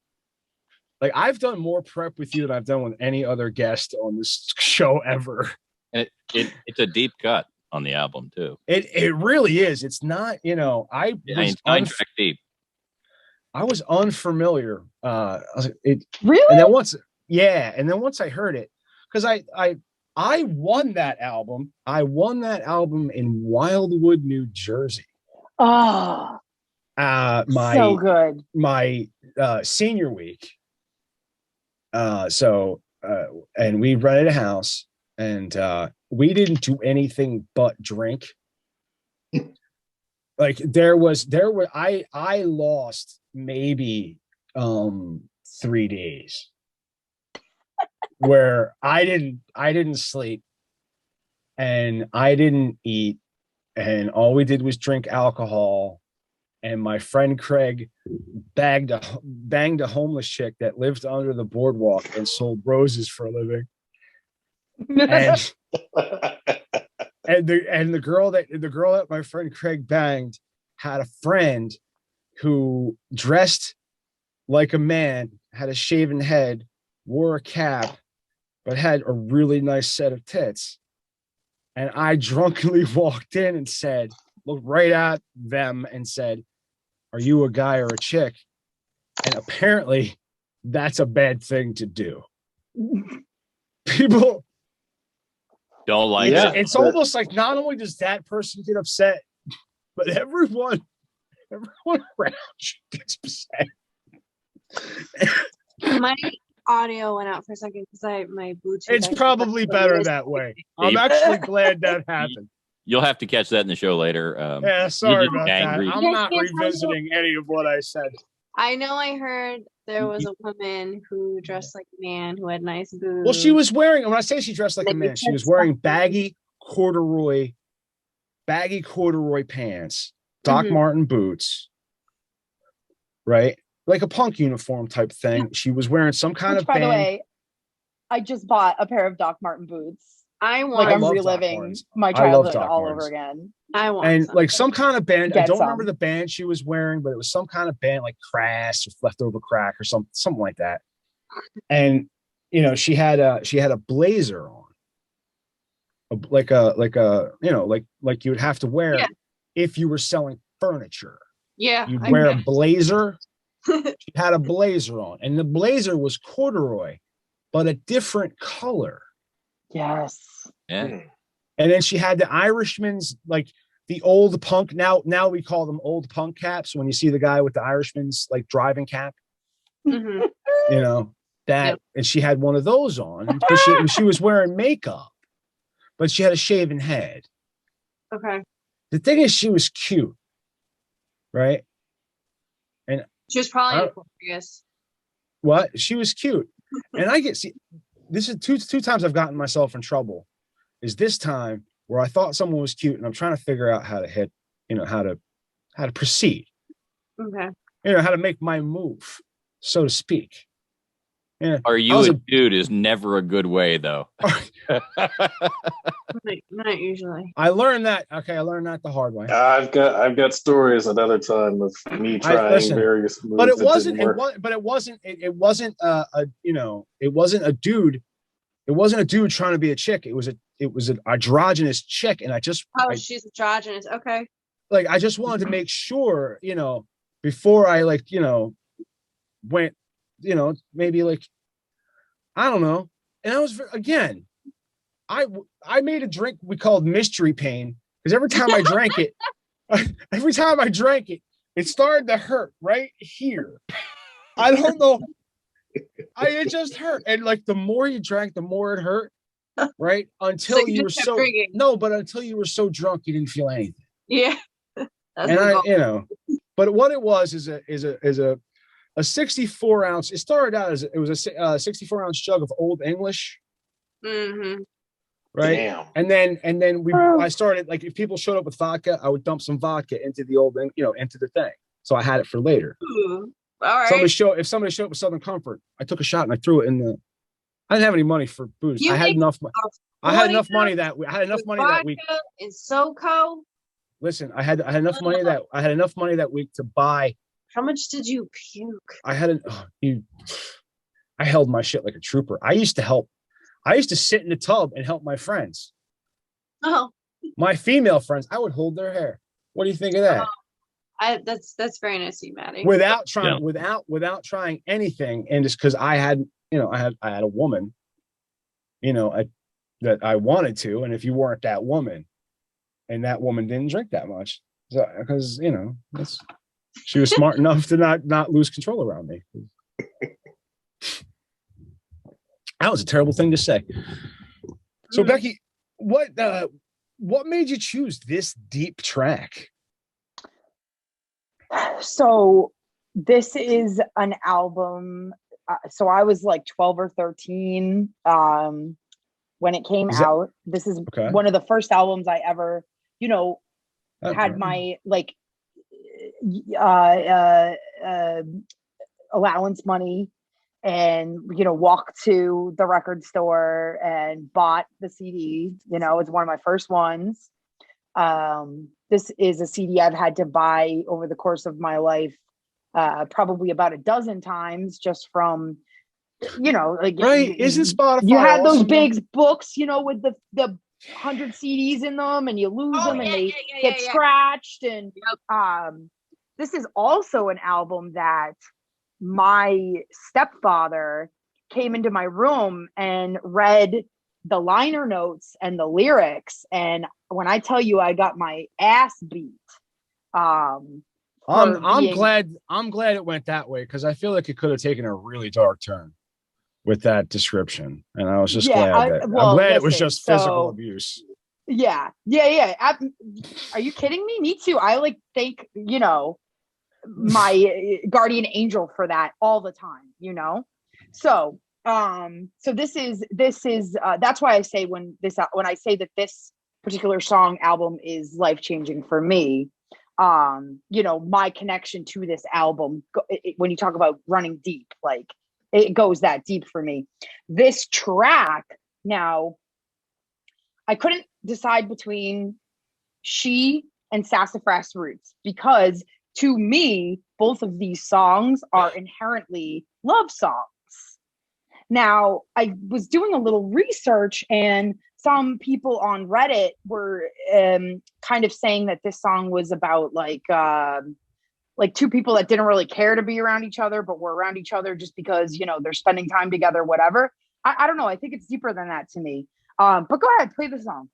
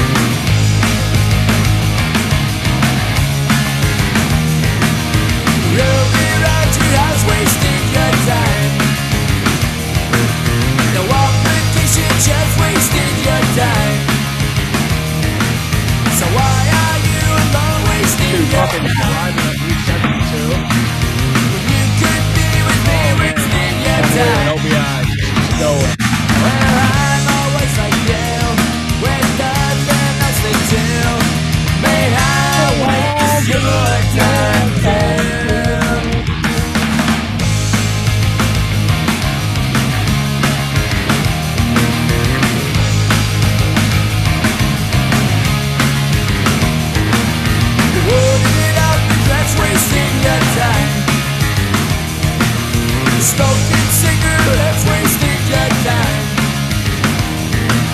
I'm just a parasite, wasting your time. Applying myself to wasting your time. Well, I'm always like you, with nothing else to do. May I waste your time too?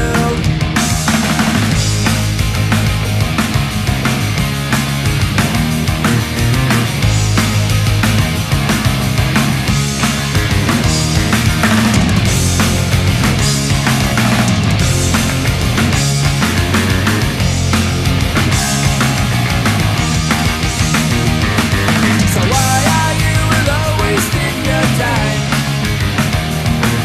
When you could be with me wasting your time. Well, I'm always like you, with nothing else to do. May I waste your time too?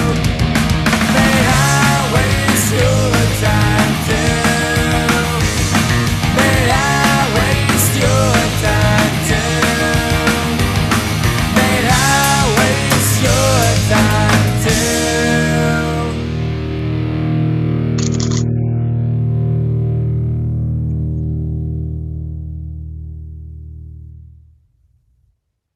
So you understand what I'm saying? Inherently, it is a love song. Because love You is know- a waste of time. No, that's not what I'm saying. Nothing That's fucking definitely not what I'm matters. saying. Love. No, so this album talks about Billy Joel, his like insecurities with maybe some bisexuality and his anxiety issues that he's dealing with. This album deals with he is basically quoted saying, like, in order for him to deal with like his emotional shit, the only way he knew how to deal with it was to write a song. And so I think that we're all just a bunch of weirdos, and how often have you looked back on your life and thought, like, what a waste. I'm wasting time, I'm wasting talent, I'm wasting this, that, whatever. But I'm looking at you and you think that you're a waste, and let's waste each other's time and be together because it's a love story. She really made that an awfully happy song for the lyric being "I'll waste your time too." So, You know and what? I honestly, I think it really I does dig just it. I'm go not. back I to dig these feelings of pretty well. insecurity and self-doubt, and love conquers all. I don't know. There's a lot. The song before that is She. Now, to me, like, they segue into each other very well. I think they're the two love songs on the album. There's a line from She, and it says, scream at me until my ears bleed. I'm taking heed just for Just you. for you. Yeah. So, like, Yeah. he go ahead, like, abuse me, yell at me, like, I'm like, I'm good with it. Like, I will, protect myself I'd for rather you have because that I than love nothing. you. Yeah. I'd rather have that than nothing. Is it I love you, or I'd rather have that than nothing? You know what I mean? Yeah. Who knows? It sounds Strange. like, to me, like, that line sounds more like what Maddie said. I'd rather have that than nothing, and that's kind of sad. That's Yeah, not- it is. It is. Well, and you got to think, like, this kid, Billy Joe, I mean, he was fucked up. Like I said, like, battling mental illness and addiction. They're very open about, the drug His use cousin and, was Timmy Armstrong from Rancid. And and he, if Dookie hadn't had the commercial success it had, he could have very well ended up in Rancid. Yeah. Wow. And Rancid could have very well ended up not doing anything. Interesting. But a lot of the the grunge and punk that came into the mainstream in this period in the 90s had really dark lyrics with really bright up. That's my favorite type of music. Chord That's progression, baby. Yeah, it had really bright upbeat, fast, happy sounding melodies that they sung these dark lyrics over. It's like I'm dead, but I'm alive. Hey, Mike. Sort of. Like Nirvana. And in some cases, they actually use the dichotomy of the happy sound. It's just a mind fuck for you to listen to the lyrics. It's Mike. I want to throw something. You know what? I'm gonna throw caution to the wind. It's a song that I want to hear. Not right now. Like we don't have to play it right now. But a song that I just want to listen to in the moment is. And it's funny that it's a Bad Religion song, but it's not a Bad Religion song that I was considering. But this one is on an album called The Empire Strikes First. And the song is called A Boot Stomping on a Human Face Forever. Okay. Wow.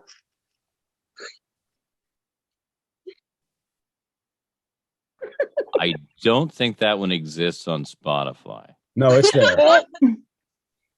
It's there, I promise. I listen to this song all the time.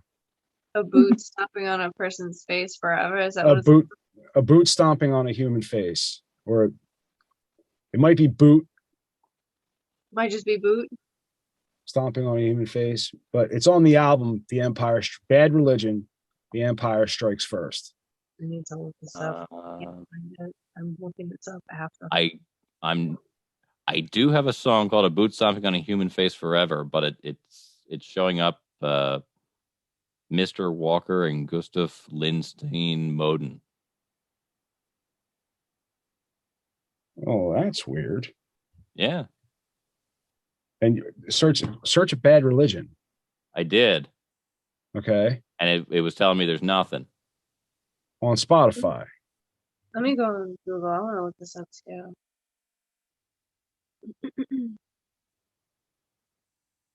I'm gonna see if it's on Google just to see. No, not when I add Bad Religion to the search, it's got nothing.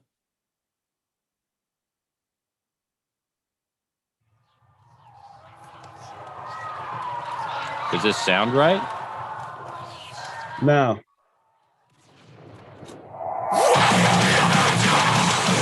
Nope. That's not. I mean, not that I'm opposed to it, but that's not what I want. What did you say the album was? Oh, I see it right here. The It's on Empire YouTube. Strikes First. Yeah, I see it right here. They have it on YouTube. Well, we're looking on. We're looking on Spotify. It's just it plays nice. Oh no! Look, I got it right here on Spotify. It's on. I got it right here on Spotify. It's there. It's playing.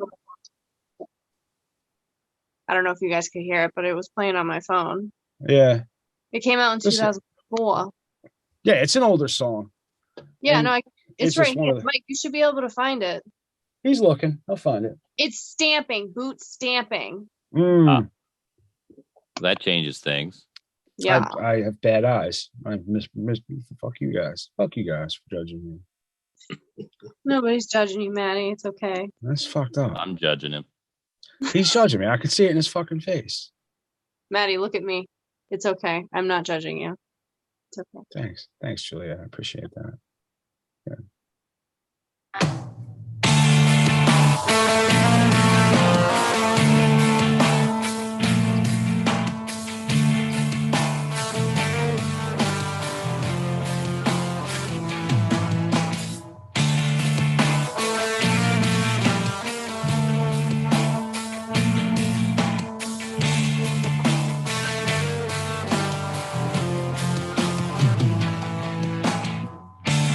Drop dead, it doesn't matter, she said. It only hurts when I laugh, she said. Sometimes it's never a crime to spend the day in bed. She made certain that the curtains were red to dream better by the light they were shed. She leaned back till the head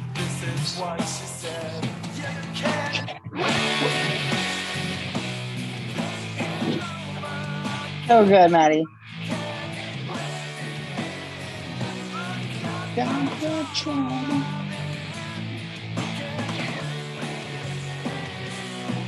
Where'd everybody go?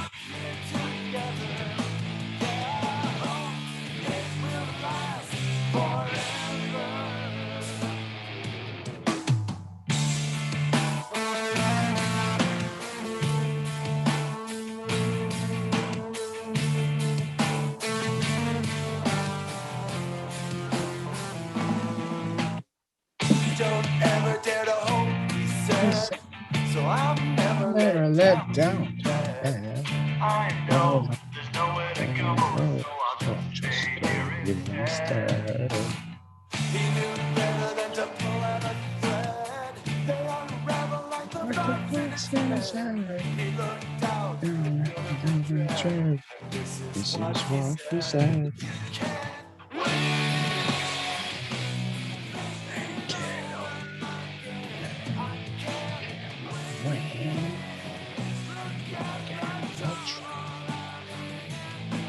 My AirPods are dying. That sucks. I know. I thought it said 100. Mine died already. I had it. Just take your earpods out. Just like disconnect them. I'm actually gonna try and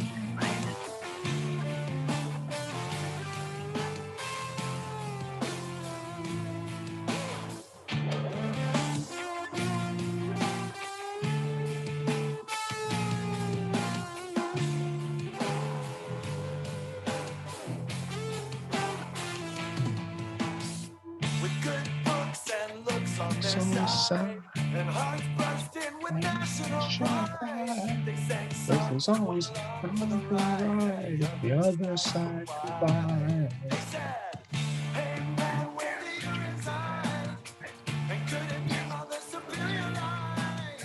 And is it possible too many have died until began to reply?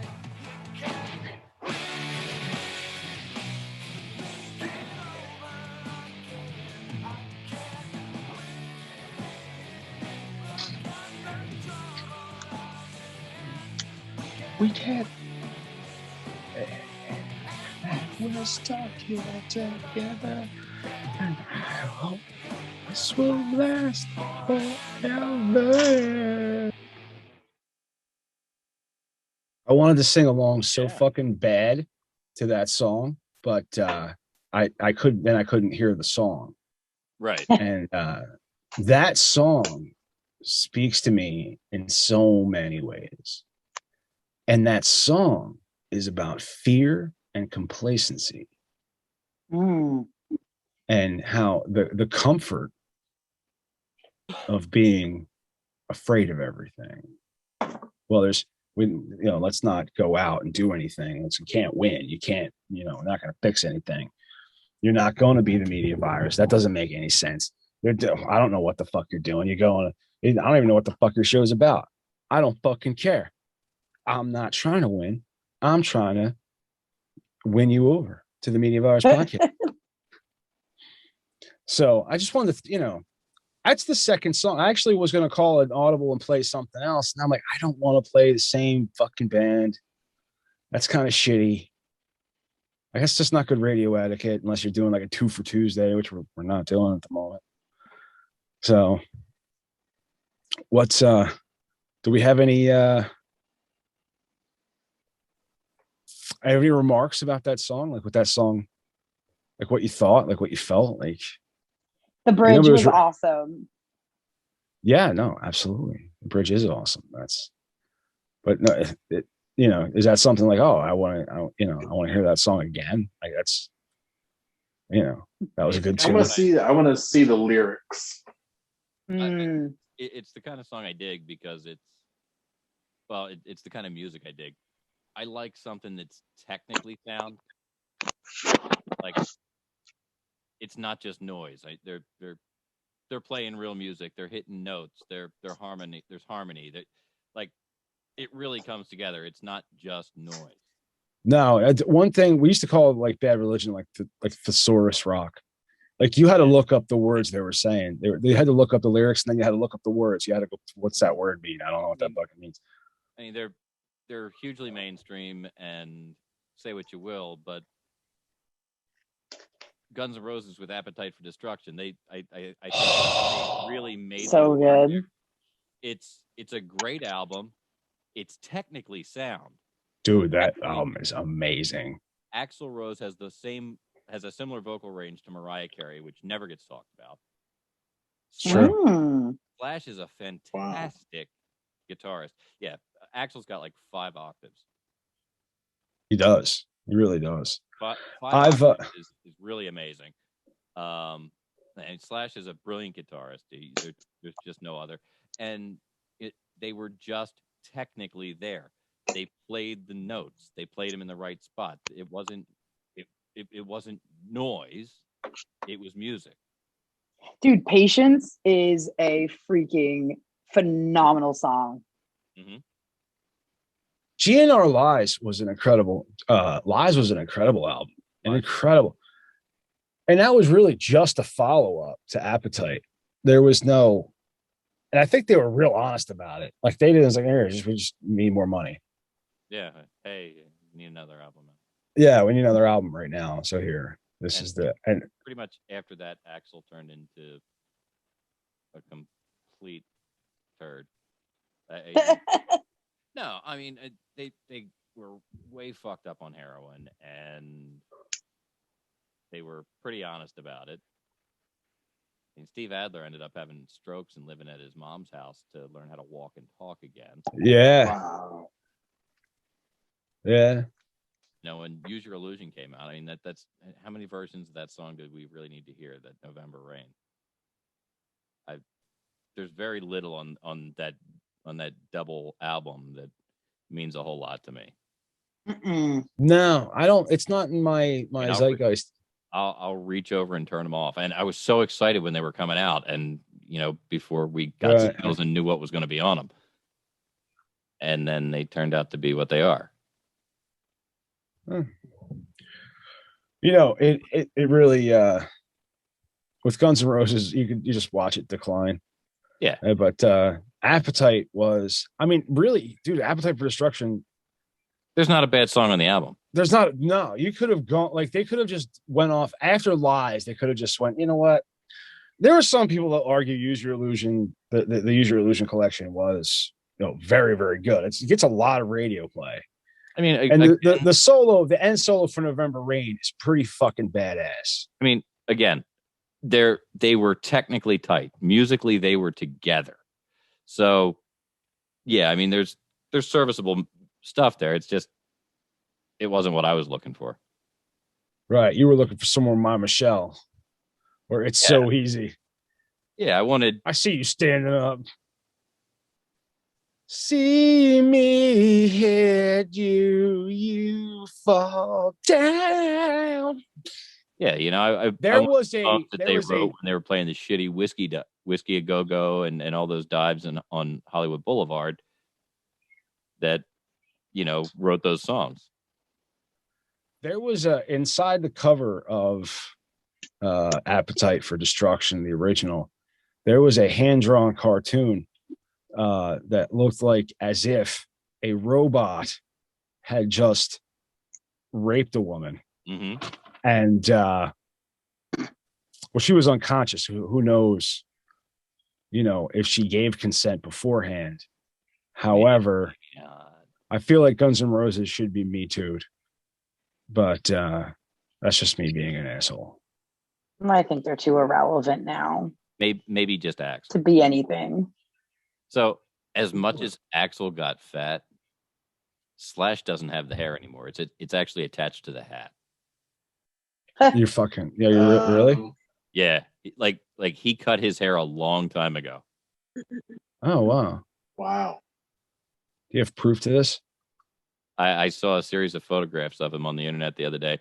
I don't even remember who posted it. A friend of mine posted it, making the point that, hey, who knew that Slash was a black guy, which Everybody knew Slash was black. What the fuck?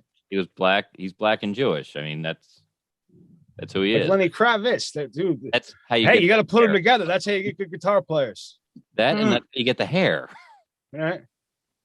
But there was a series of pictures of him with his mother, and in like the last 3 or 2 or 3 of them, it was really clear he had cut his hair probably what looked like probably 5 or 10 years ago, if not more. And it's got to be attached to the hat because he still he shows up on stage with it. But I think it's part of the hat. When for 2 years I was an assistant manager at a Halloween adventure store in Burlington. In Burlington, New Jersey. Dude, you just got hated on in the retail way. I know. I was the assistant manager though, and the reason that they never hired It's not me all back it's cracked up to be. The reason they never hired me back the third year was apparently all of my friends that I hired robbed us blind. I did not know it because I trusted my friends. So that's how that goes.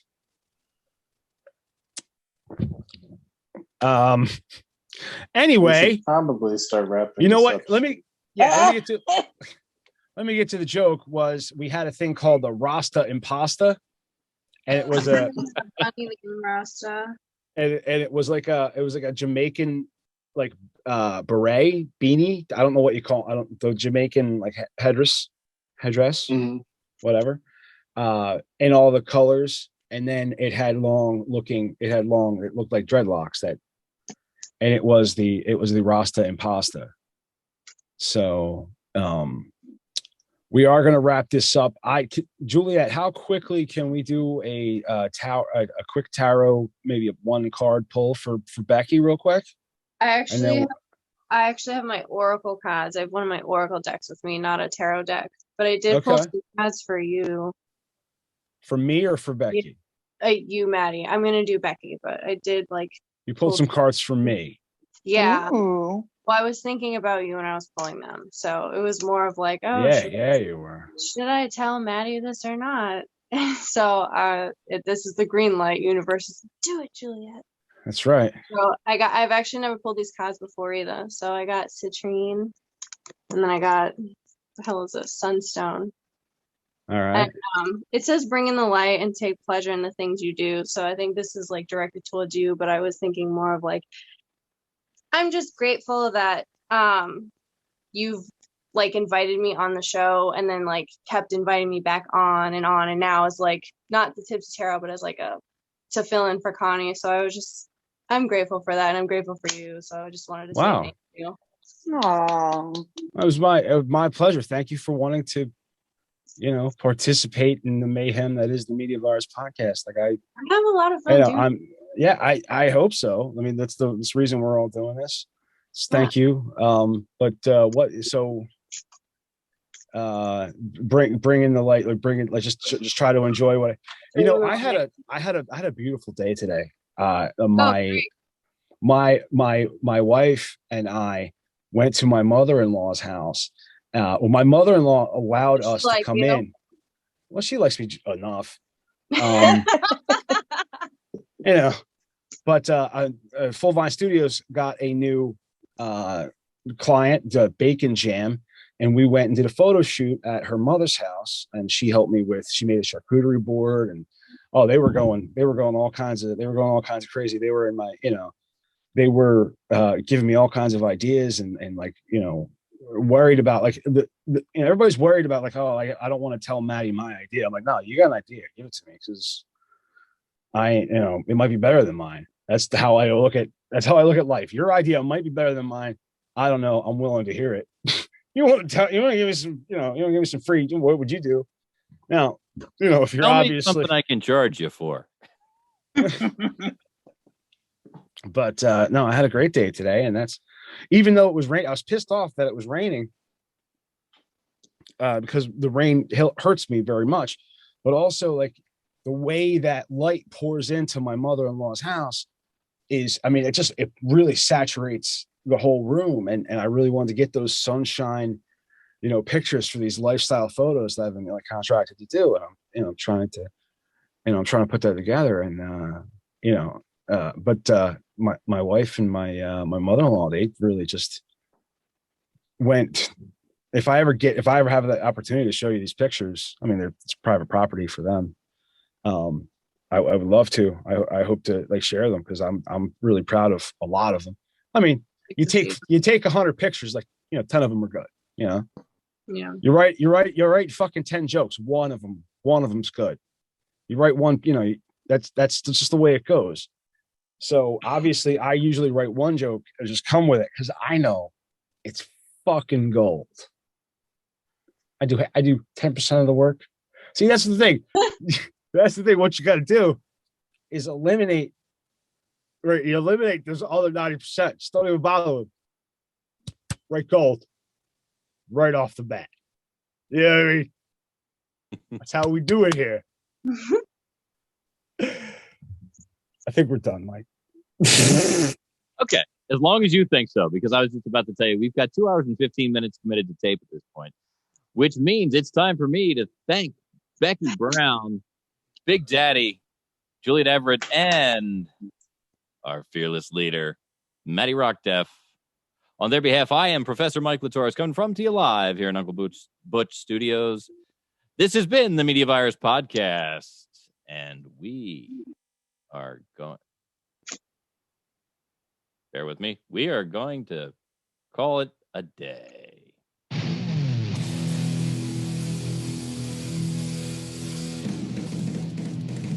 Don't freak the fuck out.